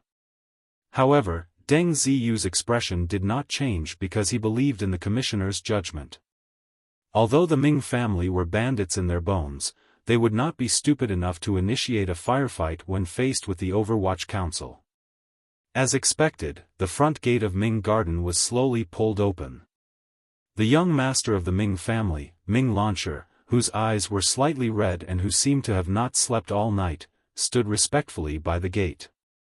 He spread out his right hand and said, "Everyone, please. My condition this week has not been right. My writing has been rather rough. There was a chapter at the beginning that I was not very satisfied with. Everyone knows that I am a person who is easily affected by emotions. My apologies. The day before yesterday, I received news that a cousin of mine passed away.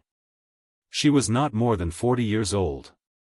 I have a feeling that life is impermanent and do not need consolation. Perhaps it is relief. If you want to know what happened after, please log on to www.cmfu.com. There are more chapters. Support the author. Support original reading.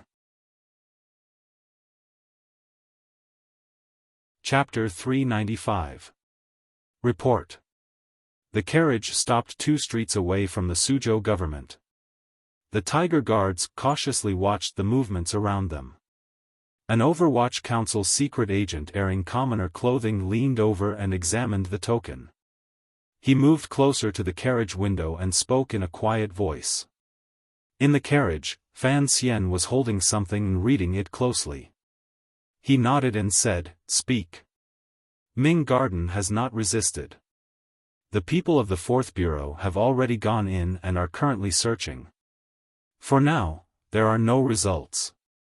Fan Xian thought for a moment and then said, "Pay attention to propriety.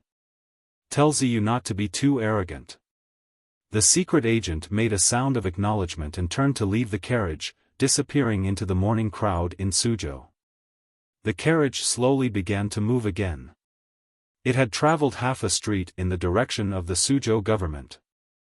Another Overwatch Council secret agent flashed out from the corner of the street and came to the side of the carriage.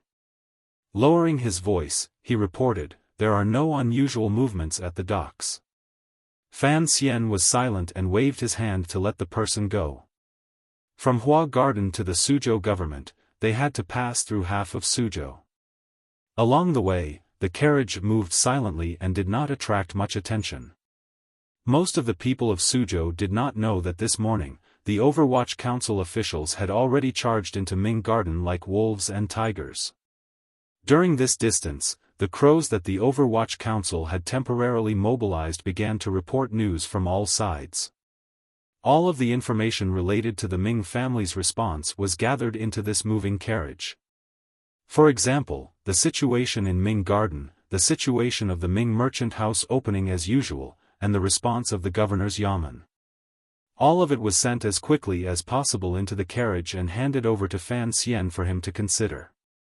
In other words, this carriage was the central tent of the Overwatch Council's operation. Fan Xian also felt a glimmer of strangeness. Even if the Ming family was showing weakness, they could not be bullied to the point where they had not made any moves to retaliate. On the contrary, it was the governor's yamen that was beginning to grow nervous.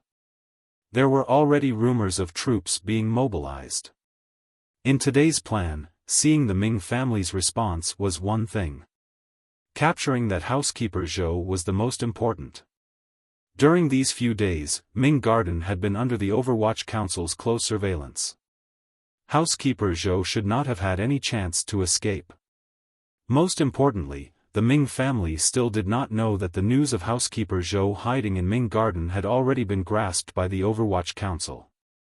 Thinking of this, a self-mocking smile rose involuntarily to the corners of Fan Xian's lips. In this world of large families, if they fought their way in from the outside, they would always be like a centipede with 100 legs. They would not die immediately, but if they fought from within, then they would face true difficulties. This was something Chao Shuoqin had said in Dream of the Red Chamber. The reason he had such a sigh now was because the place housekeeper Zhou was hiding was a member of the Ming family. A very powerful person within the Ming family had told Fan Xian through some channel. Otherwise, given the tight defenses of Ming Garden and the fact that the Overwatch Council had not successfully placed a spy from the upper echelons in a dozen years, how could they have calculated that housekeeper Zhou was in Ming Garden? As long as steward Zhou was in Ming Garden, today's matter could be considered a success. The carriage gradually approached the Suzhou government. Another secret agent from the Overwatch Council came to report some news. There was nothing else strange. The carriage entered an unremarkable little alley and leaned against a thick wall, stopping there. No one knew what it was doing. About 100 feet to the side of the Suzhou Yamen was the prison that held the prisoners. The prison killed people in the autumn and raised them in the spring. Right now, it was a time of prosperity. There were 40 to 50 people locked up in one prison. Going in through the iron gate of the prison, all the way to the end of the straight path, there was a place where sunlight shone down from above, slightly warming the place and dispersing some of the dampness. Compared to the other dark and sunless prison cells, this place was much more comfortable. This prison cell was padded with hay. Under the hay, one could faintly see forbidden blankets and the like. A middle-aged man was drinking alone with a deathly pale face, enjoying a treatment that normal prisoners could not enjoy. This was the fourth master of the Ming family. Because the Overwatch Council wanted to defeat the Ming family, he had become the first person to be used as a sacrifice. He had been forcefully locked up in the Suzhou government. It had already been a dozen days, and there was still no news of him being let out. However, the Ming family was, after all, a large and powerful family. It was as if the Suzhou government was being raised by them. Living in the prison, there were people taking care of everything from top to bottom. His days were considered comfortable. In the prison cell next to him were a number of great bandits. They all looked at him with envious gazes. The fourth master of the Ming dynasty was too lazy to pay attention to those bandits. He only narrowed his eyes and looked at the three bailiffs outside the prison door. A mocking smile appeared at the corner of his lips and he said, "What is it today?" The prison door was opened with a clang by the bailiffs. One of the bailiffs bowed and smiled charmingly. "Fourth master, it's been hard on you these days. However, the Overwatch Council is keeping a close eye, so it's not easy for us to arrange a single room for you." The fourth master of the Ming dynasty shook his head and sighed. Being able to get out earlier is the proper thing. Did the family say anything? At this moment, two other bailiffs had already brought in good food and good wine. They laid it out in front of him, and the fragrance assailed his nostrils. The fourth master of the Ming dynasty was slightly surprised. It was not even lunchtime yet, so why had they come so early to deliver food? Suddenly, he thought of something. His expression couldn't help changing dramatically. In a raspy voice, he said, "What do you mean? After eating this meal, you should be on your way." The bailiff sighed. The fourth master of the Ming dynasty's face was deathly pale. He didn't quite believe his ears. He thought to himself that at most, he was a tyrant and did not deserve the death penalty. Furthermore, he was a member of the Ming family. How could the government dare to casually kill him? He unconsciously retreated and looked hatefully at the bailiffs. Viciously, he said, "What do you mean? I don't understand." The bailiffs lowered his head slightly and said, "It is the Overwatch Council's meaning. Fourth Master, please don't blame me. The fourth master of the Ming dynasty was not a foolish person. After thinking for a moment, he understood the whole story. After a moment of silence, he smiled wretchedly and said, "What Overwatch Council? I'm afraid the family wants to kill me." The bailiff straightened his body and lowered his voice.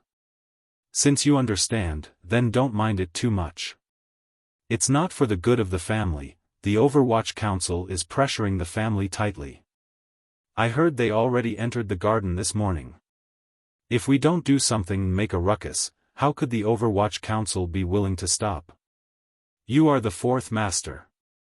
Using your life to temporarily ensure the safety of the family for half a year is worth it." The fourth master cursed angrily, "You bastards! If you want to die, why don't you let the old matriarch die? I'll **ck her ancestors." He had already reached a moment of life and death. Of course, he knew why the Ming family would send people to kill him. This was certainly not to silence him. He had no idea about the core business of the family. This was just a stroke of ink smeared on the face of the Overwatch Council. From the end of last year, the Ming family had planned to show weakness and sorrowful battle.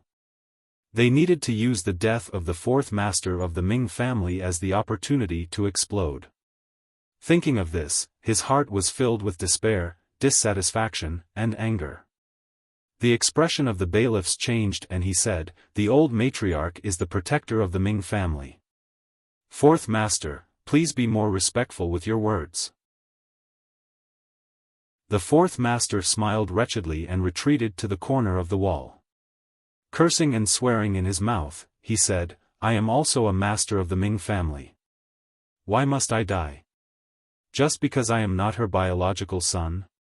Two bailiffs had already walked to the side of the fourth master. Completely ignoring his cursing and resistance, they took out a ball of dirty rag and stuffed it into his mouth, blocking his filthy words. At the same time, they tied his hands behind his back. The ruckus in the inner room had startled the entire prison. Many prisoners looked over with curiosity and fear. The leading bailiffs furrowed his brows and shouted, "The Overwatch Council is doing business. Everyone, be quiet." Even though they were locked up in prison, these prisoners knew that the Overwatch Council was currently suppressing the Ming family. No one had thought that the Overwatch Council would go deep into the prison to assassinate the fourth master.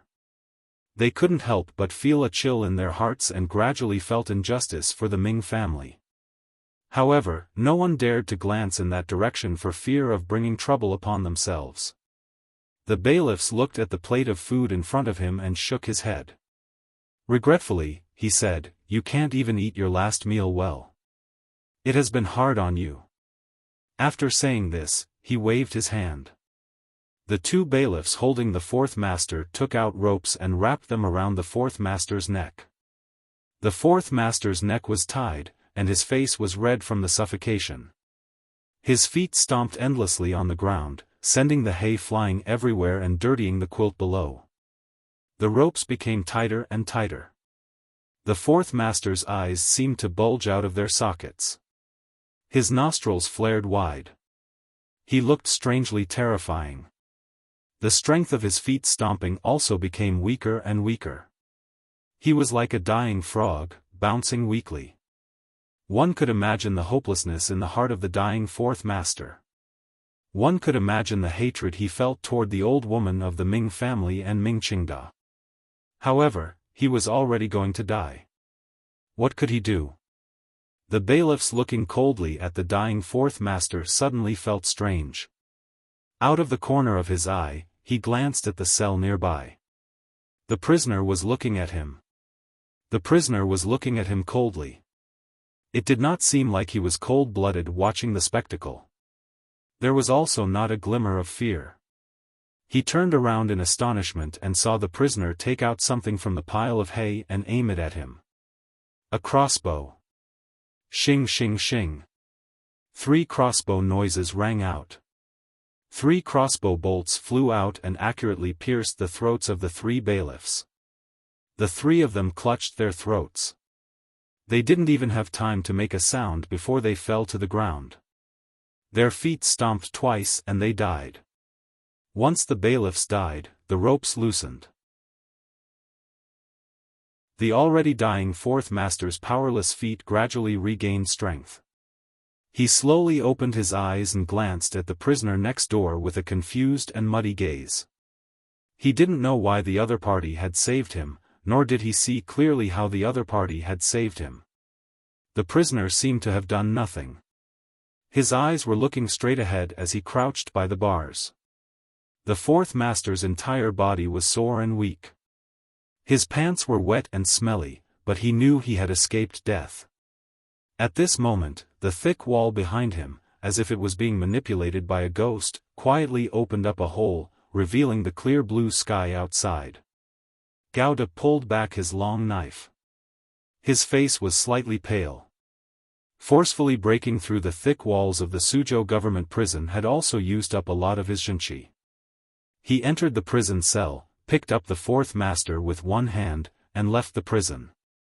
Another Overwatch Council official entered and pulled out the crossbow bolts from the throats of the three bailiffs. He then carefully arranged the situation in the prison cell before walking to the side of the bars and extending his hand. The prisoner who had saved the fourth master's life earlier did not say a word. He handed the hidden crossbow in his hand to the Overwatch Council official's hand and pointed at the food box beside him. The Overwatch Council official picked up a chicken leg and placed it in his hand. The prisoner smiled with satisfaction. The Overwatch Council official lowered his voice and said, "Wait another 2 months. Sir still needs you as a witness." The prisoner nibbled on the chicken leg and nodded. Not long after the Overwatch Council official left, the prisoner flicked the rest of the chicken leg into a cell diagonally across from him. Suddenly, his face changed, and he cried out in a shrill voice, "Help! Save me! Someone is killing and breaking into the prison." The carriage left the small alley behind the Suzhou government and slowly drove toward the governor's yamen. However, there was now an extra person in the carriage. The fourth master sat paralyzed in fear under the carriage chair. He raised his head to gaze at the young and handsome figure and was speechless for a moment. Fan Xian shook his head and sighed. Rich and powerful families are indeed always filthy and dirty. Shortly after, he smiled slightly and said, "Now that you've seen it clearly, I don't need to say more. In the future, you have to grasp the Ming family well and work well with the seventh master." The fourth master swallowed. The scene of him narrowly escaping death had given him too much psychological impact. It did not allow him to think at all. He nodded his head fiercely. Fan Xian said in a quiet voice, "The old matriarch wants to kill you and blame it on the Overwatch Council. She wants to spread it to the people and create an image of me as shameless and cold-blooded. She wants to stir up the emotions of the people to protect the Ming family, but now that I've saved you, she has instead blamed the Ming family for breaking into the prison. What do you think she will do?" The fourth master's eyes were lifeless. He shook his head and endured the pain in his throat.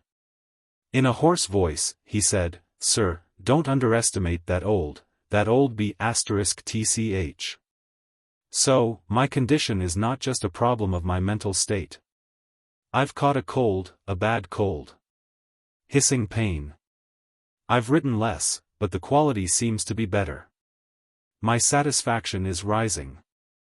To be continued. If you want to know what happened afterwards, please log on to www.cmfu.com. There are more chapters. Support the author. Support the original reading. Chapter 396. Regardless of whether you should be dead right now or have been kidnapped by the Ming family, Fan Xian sat in the carriage and looked outside. Fan Xian sat in the carriage and looked outside. In a quiet voice, he said, "In any case, during this period of time, it is impossible for you to appear in front of people again. The council has already arranged a place for you. Hide well and come out after this matter has settled." The fourth master weakly made a sound of acknowledgement. Fan Xian turned his head and glanced at him. He couldn't resist shaking his head. When I asked 7th Ming to meet you, you should have agreed. Why did you have to suffer such a fright? The fourth master gritted his teeth and said in a raspy voice, no one would have thought that mother and son would be so ruthless. Fan Xian shook his head somewhat helplessly. For such a large family to survive, they need many sacrifices. The fourth master fell silent. His hand touched his red, tight, and aching throat. He knew that he was nothing more than a sacrifice and didn't have much right to ask for anything. When the carriage was halfway through its original journey, another carriage picked up the fourth master from Fan Xian's carriage. Only Fan Xian and a few people from the Qinian unit were left in the carriage. The 7 tiger guards followed Gao Da's arrangement and scattered around the carriage, concealing their tracks. Sir, where do we go next? The subordinate asked in a low voice. Fan Xian thought for a bit and then said, wait another hour and send an invitation to the governor's manor. I want to see Xueqing again. His gaze landed on the subordinate's face and asked, has the arrangement in the prison been completed? The subordinate said in a low voice, yes. Furthermore, the Suzhou government has people watching. The Ming family cannot escape the crime of breaking into the prison, only, speak directly. Fan Xian furrowed his brows. I don't understand. If the Ming family wanted to kill the fourth Ming master and frame the council, there was no need to do it so exaggerated. Fan Xian shook his head. The method is not important. What is important is the timing. Today, the Overwatch Council entered the Ming Garden to search. The fourth master died in the prison. No matter how he died or how the Ming family arranged the aftermath, as long as he died and someone found his body, all of the Jiangnan gentry and common people would think it was me who did it. He smiled and said, the Ming family have been waiting for me to lose my patience and enter the Ming Garden so they could throw out this abandoned pawn. However, now that the fourth Ming disciple is not dead, I am truly curious. How will the Ming family continue to play the tragic card? The carriage slowly came to a stop. The morning sunlight of Suzhou city gently and warmly shone on the long street, shining on people's hearts, and then on the roof of this black four-wheeled carriage, as if to brush away the coldness in the hearts of the people sitting inside. Estimating that Ming Garden was already in a commotion, Fan Xian lifted the curtain and got off the carriage. The tiger guards gathered around and walked toward the tall governor's yamen. An official of the Overwatch Council had already handed over a name card, so the yamen gatekeeper did not dare to stop them. An advisor hurriedly walked out and welcomed them in. It was still in that study. There was still only Governor Xueqing and Imperial Envoy Fan Xian. Fan Xian very straightforwardly expressed his intentions and informed the other party that the Overwatch Council people had already entered Ming Garden. Hearing this reality that had already happened, the corners of Governor Xueqing's eyes furrowed imperceptibly. He then sighed and slowly said, there are many things that cannot be done quickly. Going down to Jiangnan to deal with the Ming family was the Qing Emperor's established policy. Fan Xian was only a specific executor. As the Emperor's trusted aide, Xueqing knew the origins of this matter. However, in terms of specific measures, he was very different from Fan Xian. The court did not set a timetable for taking in the Ming family. For the Emperor, he believed he still had a lot of time and enough patience to slowly eat up the large clans in Jiangnan. Correspondingly, Xueqing did not want to act in too much of a hurry. He had always been conciliatory in order to avoid making too much of a ruckus, messing up Jiangnan, and shaking the foundation of the court's rule. Thus, Xueqing's mood was not very good regarding the matter of Fan Xian directly entering the yamen and saying he had already entered Ming Garden. He still did not understand why Fan Xian was in such a rush. He was clearly a young noble not even 20 years old. What was there to be afraid of wasting a few years? There was another glimmer of anger in his chest. He understood that Fan Xian's action was to force him onto the boat to take a knife. The Overwatch Council had already entered Ming Garden. If the two sides fought, as the governor of Jiangnan rode, he had to ensure peace no matter what. Then, he had to do what he needed to do. A few days ago, Xueqing had not relented because he did not have much confidence in dealing with the Ming family. Furthermore, he was afraid of the rumors in the capital. Now that he had been played by Fan Xian, his anger gradually rose. In a low voice, he said, "If trouble arises, who will be responsible?" Fan Xian thought quietly for a moment and then seriously said, "There shouldn't be any trouble." Xueqing glanced at him coldly and said, "It's not that I'm being arrogant, but no matter how you look at it, I am still one of your elders. You didn't handle this matter carefully enough. The Ming family has already shown weakness for half a year, waiting for you to bully them. Now that you have already bullied their way in, how could they miss this opportunity?" Fan Xian shook his head. "Once we've entered Ming Garden, what can they do?" Xueqing lowered his eyelids slightly and said, "Although the court has always known that the Ming family keeps 1,000 private soldiers, they have always turned a blind eye to the service they have performed for the court. It was not difficult for a large family of tens of thousands of people to use all kinds of names to raise 1,000 private soldiers." However, Fan Xian couldn't help smiling coldly when he heard these words. "Is it for the court or for the Juanshan conference?" Hearing the words, Juanshan conference, Xueqing fell silent. For such a mysterious and limitless power organization to appear in the Jiangnan under his rule, it had to be said that he had failed in his duty. The emperor had already severely reprimanded him in the secret letter he had sent. Xueqing understood that Fan Xian was using the name of the Juanshan conference to pressure him. He could only helplessly shake his head and say, "Where exactly are your plans?" Fan Xian was silent for a moment and then said, "The Ming family was prepared to kill the fourth Ming disciple and plant it on the Overwatch Council.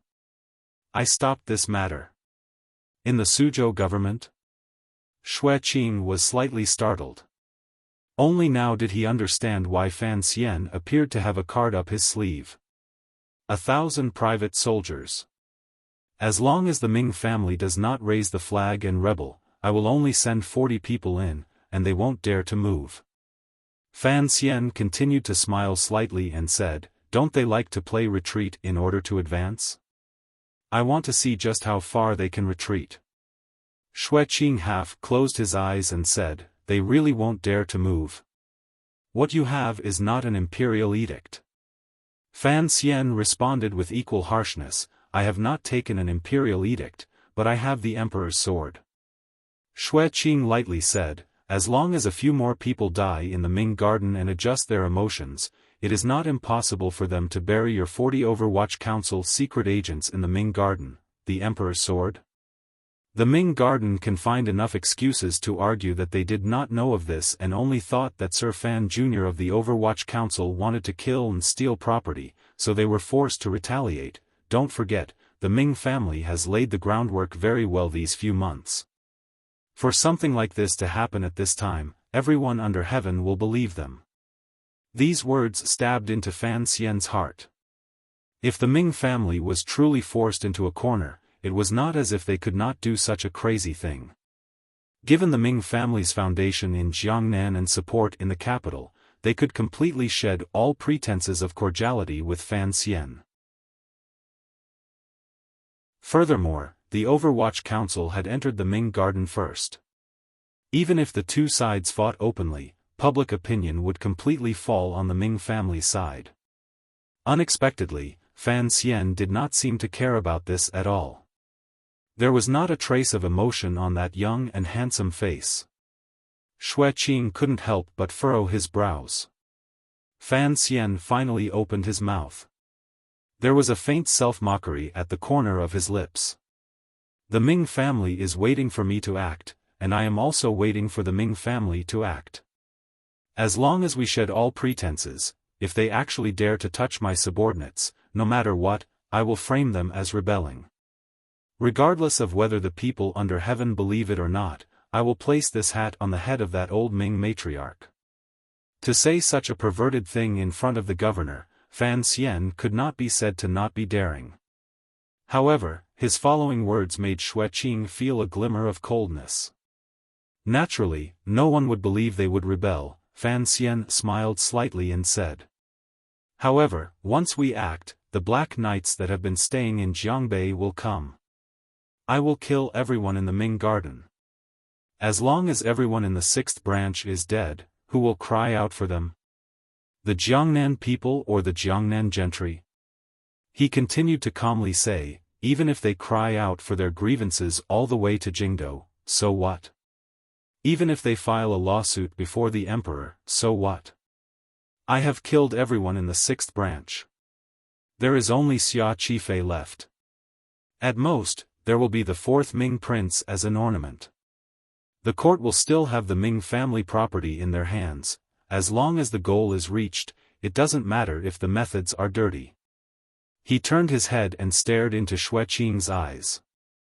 I trust that if 40 people of the Overwatch Council died and I moved the Black Knights to Suzhou, you wouldn't still stop me, would you? Xueqing's pupils constricted slightly. If things really developed like this and the Overwatch Council threw in 40 officials, and he still had to forcefully stop the Black Knights from going south, he was afraid that the Overwatch Council would truly fly into a rage and anger the old man in the wheelchair. Even if he was the governor, he probably wouldn't have a good end. Looking at Fan Xian's warm and pure eyes, Xueqing felt an inexplicable chill in his heart. He had a completely new understanding of the young official beside him.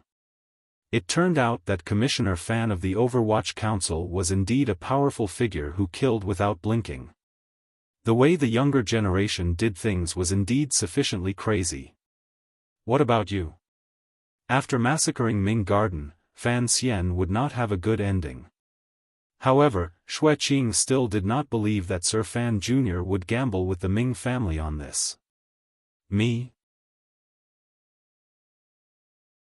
At most, I'll have all my titles removed, lose my official position, and be demoted to a commoner, at the very least, banished 3,000 li away?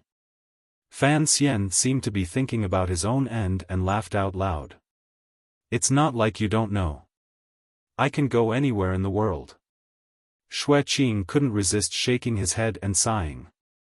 Then the 40 subordinates you sent into Ming Garden, were they all abandoned? Fan Xian closed his eyes and shook his head. Not so. I am only talking about the worst ending. However, I believe that given the shrewdness of the mother and son of the Ming family, they would certainly not make such a choice. Thus, I am very curious. How exactly is the Ming family prepared to deal with this? It's like playing cards. I don't think I'm going to win this round, but I'm very curious as to what card my opponent is going to play. He opened his eyes and said with a smile, sometimes, I have the curiosity of a gambler. I am also beginning to become curious. Xueqing's eyelids jumped slightly. I hope your judgment is not wrong. The Juanshan Conference accountant surnamed Zhou is still in Ming Garden. Don't worry. Fan Xian encouraged the governor. I have people in Ming Garden. Xueqing furrowed his brows. He didn't know who exactly Fan Xian was hiding in Ming Garden. Given his identity, it was not convenient for him to ask, so he closed his mouth and didn't say anything more. The two leading figures of the Jiangnan officials sat silently in the study, waiting for news from Ming Garden. They didn't have to wait for long before the news came. The advisor of the governor's manor moved closer to Xueqing's side and whispered for a while. Xueqing fell silent. He then gazed at Fan Xian and sighed. The cards the other party has played seem to have exceeded your expectations. I am going to start moving troops. Fan Xian furrowed his brows slightly. Xueqing continued to smile bitterly and said, moving troops is for the safety of your subordinates and not to prevent you from massacring the garden. Xueqing knew he didn't need to explain it to him in detail. His face was still full of shock as he hurriedly left the study. Fan Xian stood and heard the whole story from the mouth of the Qinian unit member outside the door. The Overwatch Council's news should be faster than the governor's manners. After all, he was in the manor, so the message was sent slower. After Fan Xian heard of what happened in Ming Garden, he still couldn't help but be like Governor Xueqing. A shocked expression appeared on his face. His mouth opened slightly and he sighed, "Ruthless, even more ruthless than what I did." He was prepared to curse out to vent the absurd feeling in the depths of his heart. In the end, he endured it. He smiled bitterly and shook his head. His expression gradually became calm. He then gave out an order. "Have Deng Ziyu pull everyone back. Don't retaliate when hit. Don't retaliate when scolded." The official of the Qinian unit accepted the order and left. Fan Xian followed him out of the door of the governor's yamen. He saw that the inside of the yamen was a mess. Most of the officials who didn't know the inside story looked at each other. They didn't know why the governor had chosen this time to inspect the governance of the city and why he had called all of the military officials in the city into the manor to discuss matters. Fan Xian had the right to participate in the discussion, but he knew that it was not suitable for him to stay in the governor's manor. The storm that was about to arrive would have to be dealt with by Sir Xueqing, while he should go and do other things. Climbing into the carriage, Fan Xian rubbed the space between his brows and suddenly said something to Tiger Guard Gouda that had no head or tail. Actually, a lot of the time, how a matter goes is completely dependent on the order of the people who die. Gouda paused. He didn't understand what the commissioner was talking about. Fan Xian scratched his head and said, "Clearly, I want him to die. If he kills himself before I let him die, then will actually have problems." "Who died?" Gouda furrowed his brows and asked.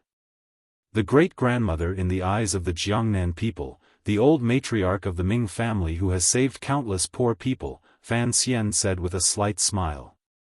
Because she couldn't stand the humiliation of the Overwatch Council entering the garden and Sir Fan Jr.'s many days of oppression, she angrily hanged herself this morning. The old Ming matriarch killed herself? Gouda sank into shock. Although he was from Jingdo, he knew what kind of prestige and position this old ancestor of the Ming family had in the entirety of Jiangnan. Using death to demonstrate her will, Fan Xian laughingly scolded. "Ming Qingda is truly ruthless, even more ruthless than his mother." In reality, the old Ming matriarch did not want to die. Of course, this was nonsense. No one in this world wanted to die. Even though the old Ming matriarch was already old and her breath of life had flowed out for many years, she had enough of enjoying her life in Jiangnan, but she still did not want to die. The Ming family's reputation in Jiangnan was very good. They had done countless good deeds such as opening shops, giving out porridge, and sponsoring students. In people's hearts, this old Ming matriarch was like a benevolent old immortal in the clouds. Her entire body was wrapped in a sweet and glowing clothing. It was to the extent that among the Jiangnan people and even in some remote places, there were people who had begun to erect shrines for this old Ming matriarch. It was clear that the old Ming matriarch did not connect the shrines to her lifespan. She also did not think that since the shrines had been erected, how many more days could she, or should she live? Recently, all of her attention had been focused on dealing with the Overwatch Council's all-pervasive coercion. She had long drawn up a corresponding plan. On this beautiful morning, hearing that the Overwatch Council's secret agents had entered the garden to search, the old woman's face was filled with anger. She cursed, after Ming Garden was built, how could there be a government search? Even if the governor enters the manor, he has to maintain etiquette. These bastards of the Overwatch Council. The little courtyard she lived in was far away in the deepest part of Ming Garden. She could not hear the clamor of the Overwatch Council searching in front of her. However, this feeling of humiliation still made her angry. Narrowing her eyes, she said, "You plan to let our family be bullied like this? Standing beside her was the current master of the Ming family in name, the eldest son of the eldest branch, Ming Qingda. His face was slightly ashen. He knew what his mother meant and replied in a small voice, "He has already gone." However, after all, fourth is still a brother. The old Ming matriarch glanced at her son coldly and with disgust. She thought, if you are not ruthless, how can you accomplish great things? How can you allow your family to struggle at death's door under the Overwatch Council's powerful attacks and endure until the day the capital turns the tables? You have to be ruthless. The old Ming matriarch lectured. Ming Qingda glanced at his mother's wrinkled face. A filial smile appeared on his face and he made a sound of acknowledgement. If you want to know what happens next, please log on to www.cmfu.com. More chapters. Support the author. Support original reading.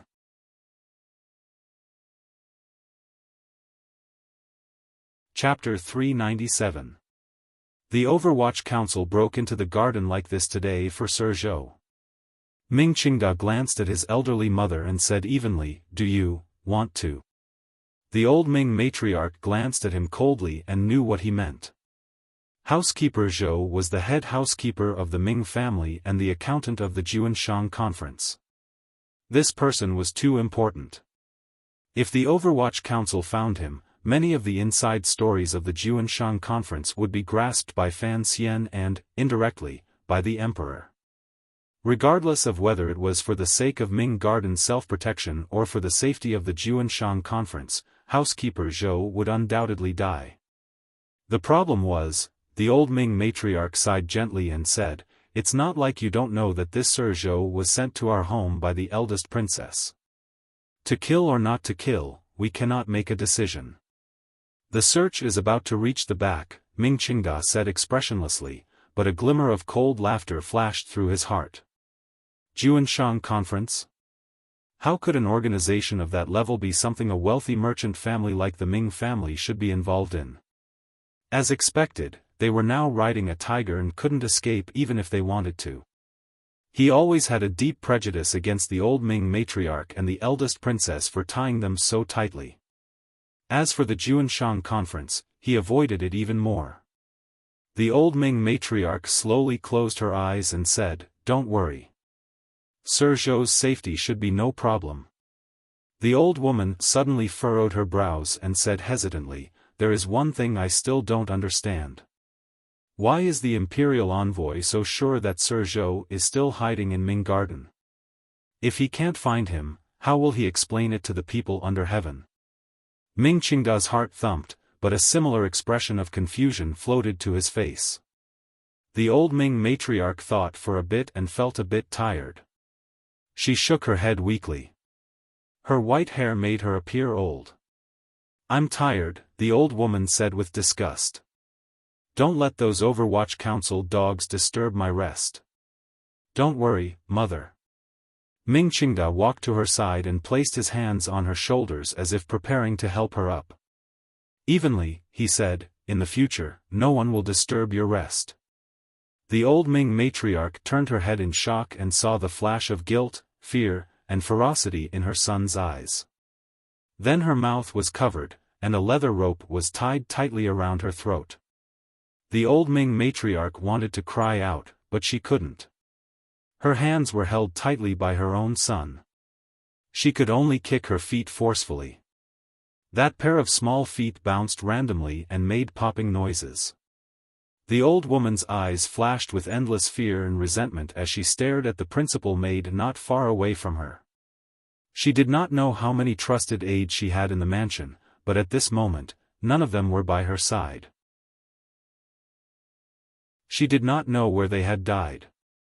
The servant girl glanced at the old Ming matriarch and slowly turned around. The leather rope around her throat became tighter and tighter. The old Ming matriarch could not breathe. There was a burning pain in her chest, and her eyes began to blur. She knew that everyone had betrayed her. Compared to the betrayal, the strong and thick sense of regret and hatred was even harder to suppress. It flowed out with her tears and saliva from the corners of her mouth. You have to be more ruthless. Of course, sacrifices are needed to achieve great things.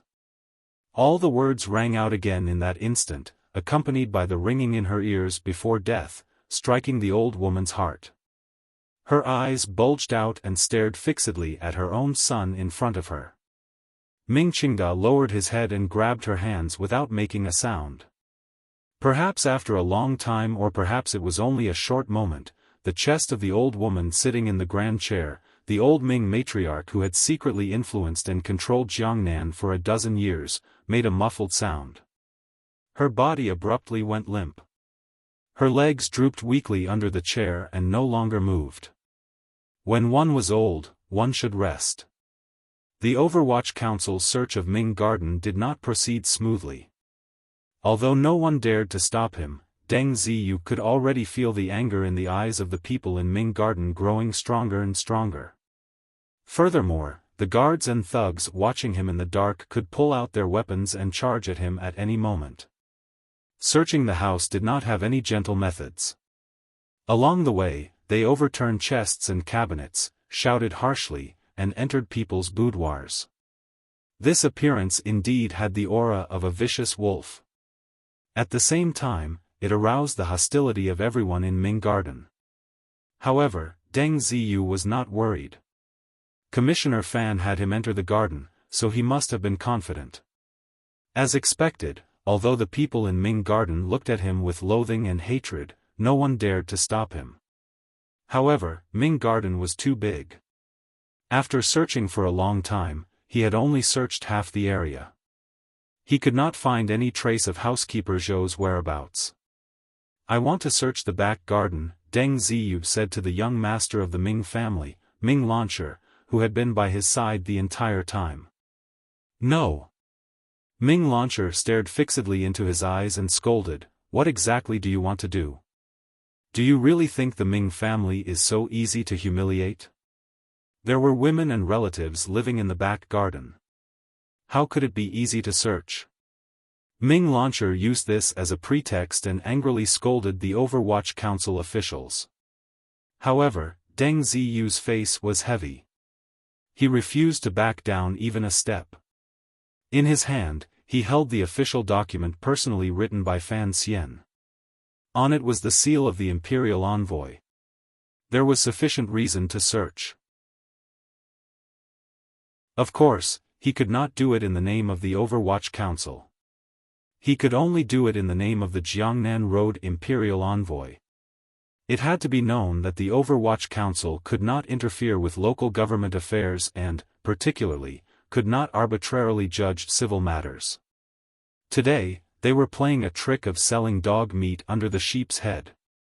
It could be said that Fan Xian had borrowed soldiers. The two sides faced off at the door leading into the back garden. The servants and guards in Ming Garden had endured for a long time. At this time, they finally couldn't hold it in any longer. Profanities came out one after another and cursed endlessly. Under their agitated emotions, the thugs and private soldiers that should have been hidden to the side also appeared and surrounded the nearly 40 Overwatch Council officials in the center. Deng Ziyu's face darkened and he coldly said, "Young Master Ming, are you going to continue searching, or are you going to defy the edict?" The imperial envoy's journey represented the emperor's edict. Who dared to defy it? Ming Launcher's face alternated between green and white. He gritted his teeth tightly and pretended to be humiliated and embarrassed. A moment later, he roared angrily, "Go search. The heavens have eyes. I don't believe that the Overwatch Council will not get retribution for bullying people with power." Deng Ziyu did not care about all this. His hand grasping the hilt of the padao, he strode toward the back garden. Unexpectedly, he had not gone more than 10 steps when a person charged out. Although the person was wearing the clothes of a serving girl, looking at the quality of her clothing and attire, she was also an important figure in Ming Garden. The serving girl's face was deathly pale, and her eyes were lifeless. It was as if she had seen a ghost. She crazily charged toward the crowd. As she charged, she yelled indistinctly, "Dead! Dead! Dead! Dead?" Deng Ziyu's heart jumped.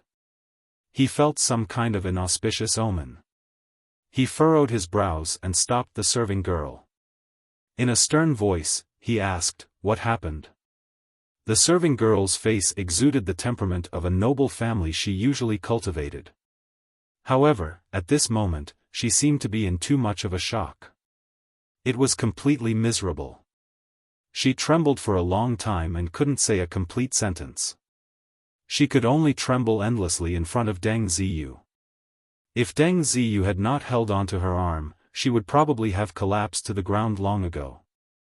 The people from the Overwatch Council searching the garden did not recognize this serving girl, but the people of the Ming family knew her identity. They knew that she was the old Ming matriarch's personal serving girl and one of her trusted aides. At this moment, the people of the 6th branch were all gathered here. Seeing her like this, they couldn't help but jump in fright. They wondered what had happened.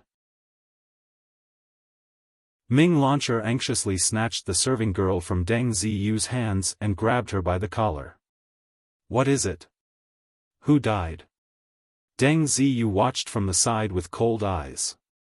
A strange light flashed through his eyes. The serving girl was shaken by the young master and finally came to her senses. She opened her mouth but didn't have time to say anything. First, she wretchedly cried, "Wah, oh, young master, the old matriarch, what happened to the old matriarch? The old matriarch, she's gone." The serving girl struggled to finish this sentence. Her head tilted and she fainted in Ming Launcher's arms. It was like Ming Launcher had been struck by lightning. He stood dumbstruck where he was. For a moment, he couldn't believe his ears. The surrounding disciples of the 6th branch of the Ming family looked at each other with wide eyes and gaping mouths. They were frozen like countless frogs. It was as if they didn't know how to use a shocked expression to express the feelings in their hearts. The old matriarch had gone. The old matriarch had gone. In the deathly silent garden, after an indeterminable amount of time, the first cry suddenly exploded out. Immediately after, the cries rose up like a grand chorus. The cries, wretched cries, and painful curses rose and fell. Many people fell to the ground in shock, unable to stand up no matter how hard they tried. The entire Ming garden was completely enveloped in shock, grief, and anger. Other than the 4th Ming master in the Suzhou government prison and the old Ming master at the old matriarch's side, there were also the masters of the 4th branch present. These 4 men cried and howled. They pushed aside Ming Launcher's dazed body, lifted the robes in front of them, and charged toward the back garden. At this time, no one cared about the rule that one could not enter the back garden without permission. Without anyone needing to shout, the hundreds of people who had appeared in Ming Garden rushed to the back garden with tears in their eyes as they followed the sound of crying like a cloud. The Overwatch Council officials in the center looked at each other and became the most awkward group of people. Deng Ziyu's pupils constricted slightly. He felt danger. He had come under orders to search the garden, but he had not thought that it would turn into such a situation. Although it was not clear how the old Ming matriarch had died, Deng Ziyu knew that her death was too clever and coincidental. It was so clever that the Overwatch Council had no choice but to take responsibility.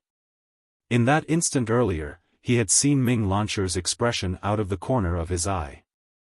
It made a question grow in the depths of his heart. The news of the old Ming matriarch's death shocked everyone in Ming Garden.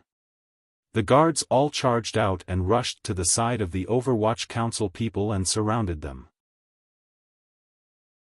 They held weapons and crossbows in their hands, and a hateful gaze flashed through their eyes. Deng Ziyu furrowed his brows slightly. He knew that if one of the measures was not taken properly, it would result in a fight between the two sides. However, the commissioner had told him very clearly that the matter should not continue like this. He made a prompt decision and ordered his subordinates, the Overwatch Council officials, to also enter the back garden. In any case, Ming Garden was in chaos. No one had time to worry about them. Furthermore, the Ming Garden private soldiers holding weapons and watching him could not immediately act ere the old Ming matriarch was about to die. After walking into the back garden for a long time, Deng Ziyu followed the sound of crying. Outside a quiet and secluded courtyard, he looked at the kneeling people on the ground and couldn't help but feel a chill in his heart. Sweeping his gaze, he saw that in the large central room, under the thick beam, there was a person tied under a long white cloth. It was an old woman. The old woman's hands hung by her side with the tips of her feet pointing to the ground. Following the gentle spring wind, she floated in midair. This scene was as strange as it could be. In particular, the pair of eyes that refused to close were protruding outwards.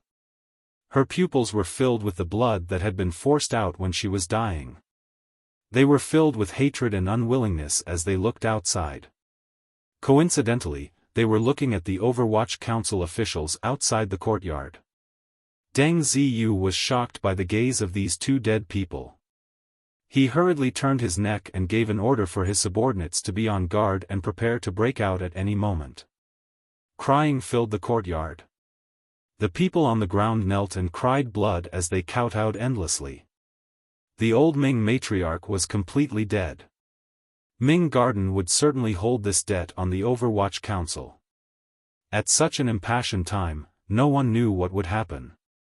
However, the way out in the back had long been blocked by Ming Garden's private soldiers. Filled with hatred, it would be extremely difficult to kill their way out. Not long after, Ming Qingda, whose forehead was already bleeding from kowtowing, and the brothers of the fourth branch untied the old matriarch's body from the beam. The current master of the Ming family forcefully suppressed his sorrow and made arrangements for the funeral. Only then did he lead the four brothers out of the courtyard. No one dared to speak, but everyone stared at the Overwatch Council people outside the courtyard with that kind of gaze. In Deng Ziyu's life, he had never found so many people who wanted to eat his flesh. The gazes of the Ming family already displayed this kind of hatred. He knew that this was not the time to retreat. Once he retreated and the news got out, it would bring great danger to the Overwatch Council. Once the old Ming matriarch died, the Overwatch Council people would retreat in fear. If this wasn't a guilty conscience, what was it? Thus, he made his face heavy and narrowed his eyes. The old Ming matriarch colluded with Dong Yi and committed suicide to escape punishment. The funeral will be delayed for now. After the cause of death is investigated, we will deal with it. From the Overwatch Council's point of view, he had to appear particularly unyielding at this time. For the Ming family, the old ancestor had just died and was about to be framed by the Overwatch Council with the crime of committing suicide to escape punishment. No one could endure this. The sixth master of the Ming family liked wrestling the most. He was born big and rough, and his personality was also rough. Additionally, he was the youngest son of the Ming family and had always been the favorite of the old matriarch. His feelings for the old matriarch were also the deepest. Today, his mother had suddenly passed away and he was feeling sad and indignant. When he heard Deng Ziyu's words, he turned around and grabbed a chair and threw it at him. Deng Ziyu raised his padao and blocked the chair with a clatter. The sixth master's eyes were red, and the muscles on his face twisted. With a sharp howl, he said, "Someone, beat this group of heartless dogs to death." The guards and servants of the Ming family had been waiting for these words. During this half a year, they had been oppressed by the Overwatch Council until they could barely breathe. No matter how much they tried, they could not protect themselves. Today, even the old matriarch had been forced to death. Looking at the Overwatch Council officials present, it was like looking at evil dogs that had broken into their own home. They were afraid that they would not be ruthless. Everyone let out a cry, picked up their weapons, and charged forward, giving a flurry of attacks. From the moment he learned of the old matriarch's death, Deng Ziyu knew that the matter was about to get out of hand. He had his subordinates prepare for battle. Although the battle was sudden, they were not caught unprepared. The people around them formed a small defensive circle and pulled out the padao at their waists to fight. For a moment, only the sound of wind could be heard, only the light of knives and the shadow of swords could be seen, and occasionally, a wretched cry accompanied by the terrified screams of the Ming family women. Ming Garden was very lively today. There were many people in Ming Garden, and there were indeed a few ace instructors among the private soldiers. As soon as they met face to face, many people in the Overwatch Council were injured. Fresh blood sprayed out like it was free. Although the 4th Bureau was not the most powerful yamen of the Overwatch Council, they were, after all, people who had received professional training. Although there were people injured, there were immediately people from the inner circle who took over. With great difficulty, they maintained the defensive circle and successfully repelled the first wave of the Ming family's private soldiers' attack. But, how long could they last? The 6th master was about to go crazy and yelled with all his might. A light slap rang out. The 6th master's face was slapped. He turned his head in shock and saw his older brother's face, which was still sorrowful but mostly angry. Ming Qingda lowered his voice and gritted his teeth. You want the entire clan to accompany you in death? Without waiting for the stunned 6th master to reply, Ming Qingda's face darkened and he yelled, "All of you, stop." His voice was not very loud, so many people did not hear. An excited flush appeared on Ming Qingda's pale face. He raised his voice and yelled, "Do you want to rebel?" After all, he was the nominal master of the Ming family.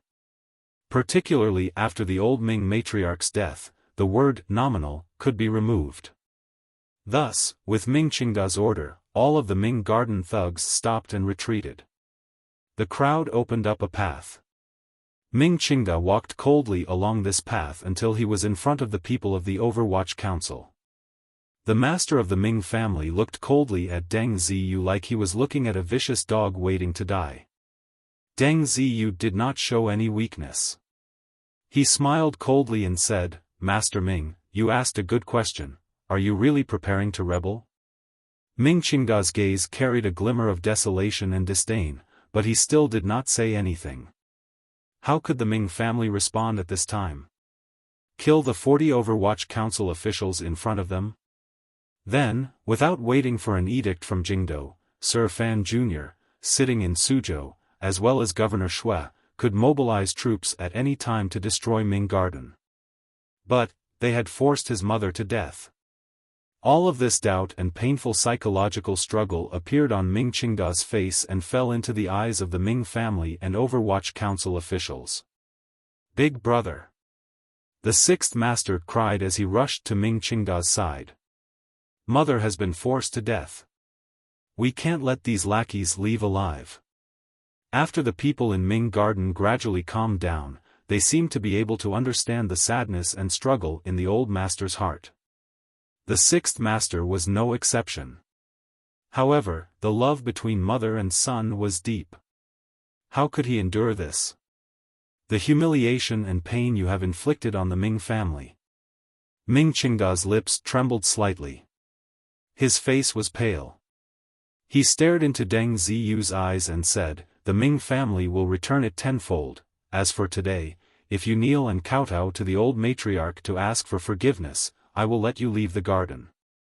The 6th master didn't quite believe his ears and anxiously said, "Big brother, we can't just let it go like this." On the contrary, it was Deng Ziyu opposite him who narrowed his eyes and thought for a moment. He then said, "Master Ming, you should know that the Overwatch Council kneels to the heavens, to the earth, and to the ruler. We will not kneel to anyone else." Ming Qingda's brows furrowed. It seemed that his spirit had been greatly damaged by the repeated attacks today. He could not stand steadily. With great difficulty, he held on to the 6th master's shoulder, but he also stopped the 6th master's impulsiveness. In a raspy voice, he said, "Then, let us all perish together." As he spoke, Deng Ziyu felt that Ming Qingda's gaze on him seemed to be trying to express some hidden meaning, but he could not figure it out. Ming Qingda sighed in his heart. He had not expected that the Overwatch Council would be so unyielding. In the face of such a dangerous situation, they were not even willing to make some superficial concessions. The confrontation continued. The situation could explode at any moment. There were always two clever people among the 6 masters of the Ming family.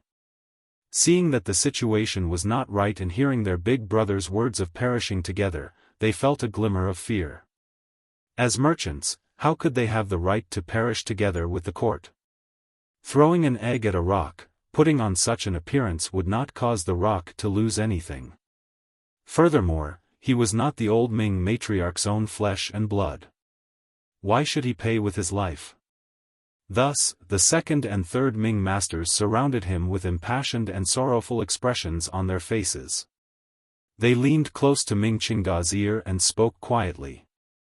They advised the old master to prioritize the lives of tens of thousands of people in the family and to temporarily endure. When it came time to avenge the old matriarch, they had to plan slowly. Ming Qingda had personally killed the old matriarch, so he already had a guilty conscience. The paleness on his face was not purposely faked. In such a situation, he had to act as if he had an irreconcilable enmity with the Overwatch Council and could not coexist. At this moment, with the second and third Ming masters coming out to persuade him, his heart felt slightly more at ease. He put on an expression of struggle and pain. After an indeterminable amount of time, they suddenly heard a clamor outside the garden. Immediately following it was the sound of horse hooves. Countless people and horses had charged in. Ming Qingda's heart trembled. He thought to himself that the Overwatch Council's Black Knights were clearly still in Jiangbei. It was impossible for them to have charged into the garden at this moment. Who were the newcomers? Thousands of soldiers galloped in on horseback. Long spears stood in great numbers. The military might was impressive. Immediately, they separated the Ming Garden's private soldiers from the Overwatch Council officials. For a moment, dust gradually rose, and the atmosphere was imposing. The people who came were the provincial soldiers the Jiangnan governor had sent over. Using an urgent order, they rushed quickly and finally arrived before the disaster happened. They stood between the two groups of people with swords drawn and bows drawn. The leader was a general. He already knew what had happened. With a serious expression, he said something to Ming Qingda. He had wanted to go in and pay his respects to the old Ming matriarch, but he knew that Ming Garden had not been set up yet. Furthermore, the old Ming matriarch had died too. Well, he could only give up. Following the provincial soldiers into the garden was a member of the Qinian unit of the Overwatch Council. He moved closer to Deng Ziyu's side and told him the 2 sentences the commissioner had said. Deng Ziyu was startled for no reason. He thought that it would not be a problem to retreat. With thousands of provincial soldiers here, even if the Ming family wanted to act, they would not have the ability. The problem was, wouldn't this confirm the matter of the Overwatch Council hounding the old Ming matriarch to death? He didn't quite understand what Fan Xian was thinking. The best response right now was clearly to bring in the Black Knights and use this as an excuse to destroy the Ming family. However, the arrival of the provincial soldiers protected the lives of the Overwatch Council officials and prevented the possibility of the Black Knights massacring the garden.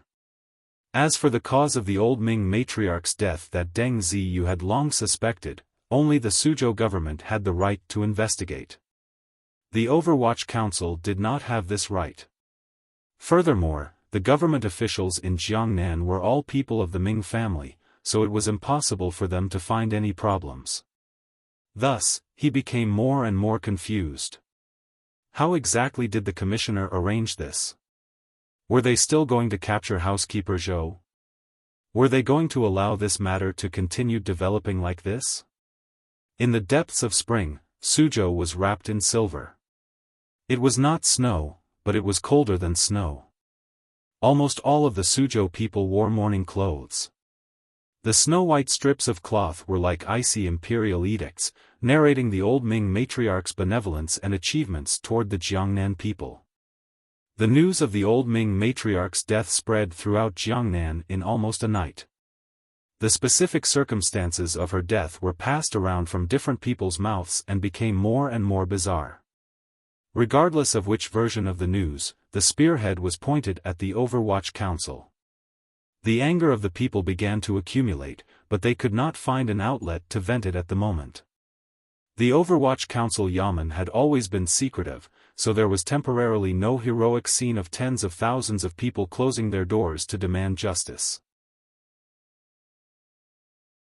As for the Hua Garden where the imperial envoy was, there was a heavy guard. The people did not have the courage to demonstrate for now.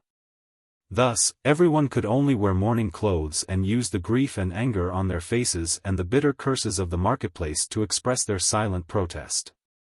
This was directed at the Overwatch Council and also at Sir Fan Jr.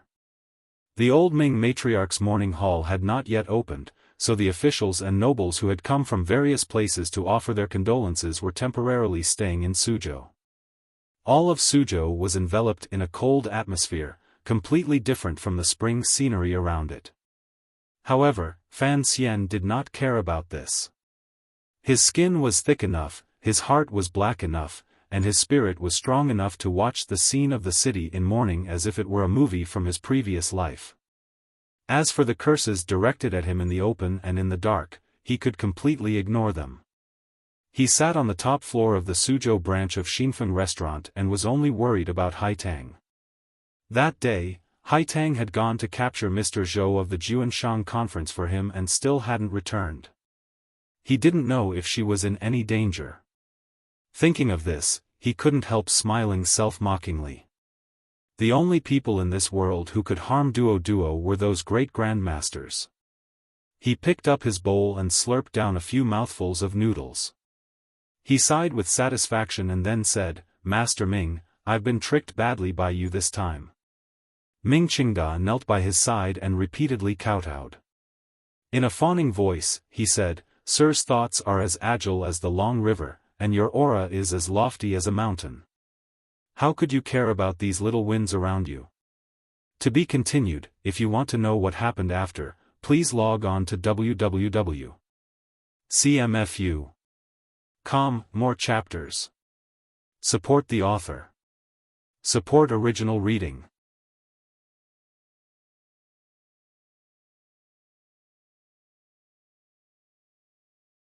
Ming Qingda saw the imperial envoy's expression relax slightly. Only then did he gather his courage and say, "Sir, there were people in Ming Garden surrounding and attacking Overwatch Council officials. This matter should be investigated." Fan Xian listened to these words and couldn't resist smiling. Not only was this old Ming master ruthless, his skin was also as thick as his own. He sighed and said, "If these words were heard by outsiders, I don't know how scared they would be. The master of the Ming family is actually urging the Overwatch Council to investigate Ming Garden." Ming Qingda smiled slightly and said, "If I don't do this, how can I make you believe in my heart?" "Relax." Fan Xian calmed down. "My identity and position are different from yours. You have no way of handing Sir Zhou to me, but I will still do what I promised you. I will handle 6th Ming, so don't worry too much. However." He stared into Ming Qingda's eyes and said forcefully, "It's still the same words as before. You tricked me this time. Now, everyone in Jiangnan wants to eat my flesh. You have to think of a way to deal with this matter. Otherwise, you know the consequences." Ming Qingda bowed sincerely and accepted the order. He then carefully asked, "What about 4th? Fan Xian was silent and did not reply to his question. Ming Qingda sighed in his heart. He knew that the imperial envoy had to leave a few more weaknesses in his hands before he could be at ease in letting him sit in the position of the master of the Ming family. As for the matter of the 4th master's prison break, the Overwatch Council had witnesses and could throw them out at any time to beat him to death. Fan Xian glanced at him with a not-quite-there smile. He thought, how could a chess piece like the fourth Ming master be taken out now? If he didn't pursue the matter of the prison break, then the fourth Ming master would be useless. If he did, then the fourth Ming master would just die. Wouldn't it be a pity to die like this? Right now, your family's emotions are still agitated. Don't worry about the matter of cleaning out the old matriarch's trusted aides, Fan Xian warned. He suddenly smiled and said, "You're better at this kind of thing than I am. My words are a bit unnecessary." Ming Qingda quickly and respectfully said, "It is all thanks to the imperial envoy's guidance along the way." "Don't say that." The corner of Fan Xian's mouth twitched and he stopped him. "The last powerful move was not something I could think of." "Also," Fan Xian said quietly. Fan Xian said in a quiet voice, "After the matter has calmed down, you can make arrangements for Xia Qifei to return to his ancestral home." Ming Qingda abruptly raised his head and looked at Fan Xian with a pair of calm eyes that carried complicated emotions. A moment later, he faintly said, "Sir, you still don't trust me." "Say less of these pompous words," Fan Xian said. "You know, and I also know. You don't trust me. Naturally, I also don't trust you. Xia Qifei is the one I truly trust. As long as he doesn't enter the Ming garden to discuss matters, our agreement cannot be considered complete." The wrinkles on Ming Qingda's forehead appeared to deepen. He took a deep breath and said, "Qingcheng and I had disagreements when he was young. I'm afraid he hates me to the bone. Fine, according to the imperial envoy's orders, I am willing to back down. However, the old matriarch has just passed away. This is a time when emotions are running high. Everyone knows that Qingcheng is your trusted aide. For him to return to his ancestral home, I'm afraid I won't be able to suppress the backlash from the tens of thousands of people in the clan." Fan Xian shook his head and straightforwardly said, "What time is this? Everyone in Jiangnan hates me. Do you think I care about the backlash from the tens of thousands of people in your clan? This situation was created by you. Naturally, you will have to settle the backlash from the people in the clan. I only want the result. As for the process, that is something you should worry about." Ming Qingda's expression darkened slightly and he said, "This matter is truly difficult." "There is nothing difficult about it." Fan Xian looked at him mockingly. "I have always admired your methods. Since the old matriarch has already been buried, the Overwatch Council has no right to investigate anything. However, I have always sent people to keep an eye on the grave. Making things difficult for you is better than making things difficult for me. If I am truly troubled to an unbearable point, then you should be troubled for the rest of your life." The Overwatch Council already had enough information on Ming Qingda. If Ming Qingda had other thoughts, before Fan Xian's days were good, Ming Qingda would certainly be the first to be cut into pieces. Since things had progressed to this point, Ming Qingda knew that although his shrewd and ruthless plan had allowed him to sit in the position of the true master of the Ming family, he had also sat on a volcano. In particular, the last move he had hidden from the imperial envoy. Although it made it so that the Overwatch Council could no longer pressure the Ming family, it had truly angered Fan Xian. Fan Xian tore off all pretenses and began to make naked threats. Faced with this kind of naked threat, Ming Qingda knew he could only accept it completely. He had done so many treasonous things. He had not expected that in the end, it would all benefit the other party. He raised his head angrily and looked at the imperial envoy. "Sir, good plan." Fan Xian was not angry at all. He chuckled and said, "The old Ming master likes to scheme against others. Now, he thinks he has been schemed against by me. Naturally, he feels uncomfortable. However, don't think too highly of me. In this area, I truly do not have much talent." His voice became cold. "One can be strong without desires. In reality, this is impossible. That is why I need to use Ming Qingda. Deng Ziyu looked in shock at the thoughtful commissioner. Fan Xian closed his eyes for a moment and then opened them again. Slowly, he said, if the Ming family truly rebelled, what could I do? Would I really move the Black Knights into Suzhou to slaughter the garden? Yes, I could wipe out the sixth branch of the Ming family, make the blood flow like a river, and cover the fields with corpses, but what benefit does this bring me? He smiled and shook his head. After a period of cleansing, relying on the power of the court, and adding the accusation of rebellion to Ming Garden, within half a year, the entire Jiangnan would be as silent as cicadas in winter.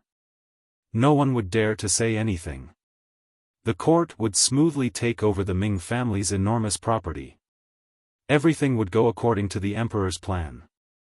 His face became cold. But, what benefit does this bring me? Deng Ziyu was silent. The commissioner had repeated, "What benefit does it bring me?" twice and had unconsciously pitted himself against the emperor's plan. This made his heart feel cold, but he didn't dare say anything. He understood that if they truly slaughtered Ming Garden and created such a terrifying storm, although the emperor would certainly admit to framing the Ming family for rebellion, in order to appease the Jiangnan people, the Overwatch Council would certainly be severely punished, and the commissioner would not have a good time. To work for the court and take the Ming family into the national treasury, yet he had to give up his own benefits. Fan Xian would not do such a stupid thing. This is why, at the beginning, I had to find Xia Qifei, then the fourth Ming disciple, and finally Ming Qingda, Fan Xian explained in an even voice. The situation in Jiangnan appears chaotic, but it is actually very clear. Xue Qing is the emperor's trusted aide, watching from the side. I could only muddy the waters a bit more. Taking in the Ming family can only be done peacefully. Fan Xian slightly lowered his eyelids. If I do too much, the emperor could throw me out at any moment. You should understand this. Deng Ziyu felt a chill in his heart. He didn't understand why the commissioner kept referring to himself as His Majesty in front of him. He didn't understand why the commissioner would tell him such taboo matters. Was he testing him? The old Ming matriarch has always been an important figure in the Juanshan conference, Fan Xian continued. As long as she was on the throne, it was impossible for the Ming family to be taken down peacefully by me. Although her death has brought me some trouble, overall, I am willing to accept this result. Fan Xian looked into Deng Ziyu's eyes and quietly said, "You've always been by my side. Of course, you know, it has not been easy for me." Deng Ziyu sighed in his heart and bowed without saying anything. Fan Xian walked to the railing on the top floor of Xinfeng restaurant. Narrowing his eyes, he looked at the people in mourning on the street below and the incense shops working hard in the distance. He knew that all of Suzhou was busy for the old woman who had died. Countless nobles had already gathered here, waiting to go to the mourning hall to pay their respects. Deng Ziyu followed behind him and looked at the scene below. He sighed and said, "There are too many ways to deal with the Ming family. The current situation does not seem to be the best." Fan Xian calmly replied, "So, Ming Qingda's last move against me. I'll get it back in the future." In the present Jiangnan, the old Ming matriarch had mysteriously died and Ming Qingda had secretly thrown his lot in with Fan Xian. On the surface, the Ming family in Xinyang might still be able to guarantee something, but in secret, it was very different from previous years. Fan Xian held down the fort in Jiangnan. With both hands open, the palace treasury's smuggling business would be carried out with great fanfare. Without the Ming family holding him back, it would go much more smoothly. When all was said and done, the price Fan Xian paid was nothing more than the illusory word of reputation. In his view, forcing the old Ming matriarch to death had thrown the hearts of the people into chaos. The emperor would certainly find some reason to give an edict to reprimand him. He was very happy to bring shame to himself like this. In reality, There were a lot of inside information that affected Fan Xian's decision-making that he did not tell Deng Ziyu. For example, why he could not move the Black Knights and why he was afraid the Emperor would throw him out. Fan Xian knew very well that in the present world, it was already an anomaly for such a young and powerful official like him to appear with such great power. Although the Emperor still trusted him very much, who knew when the Emperor would suddenly change his mind?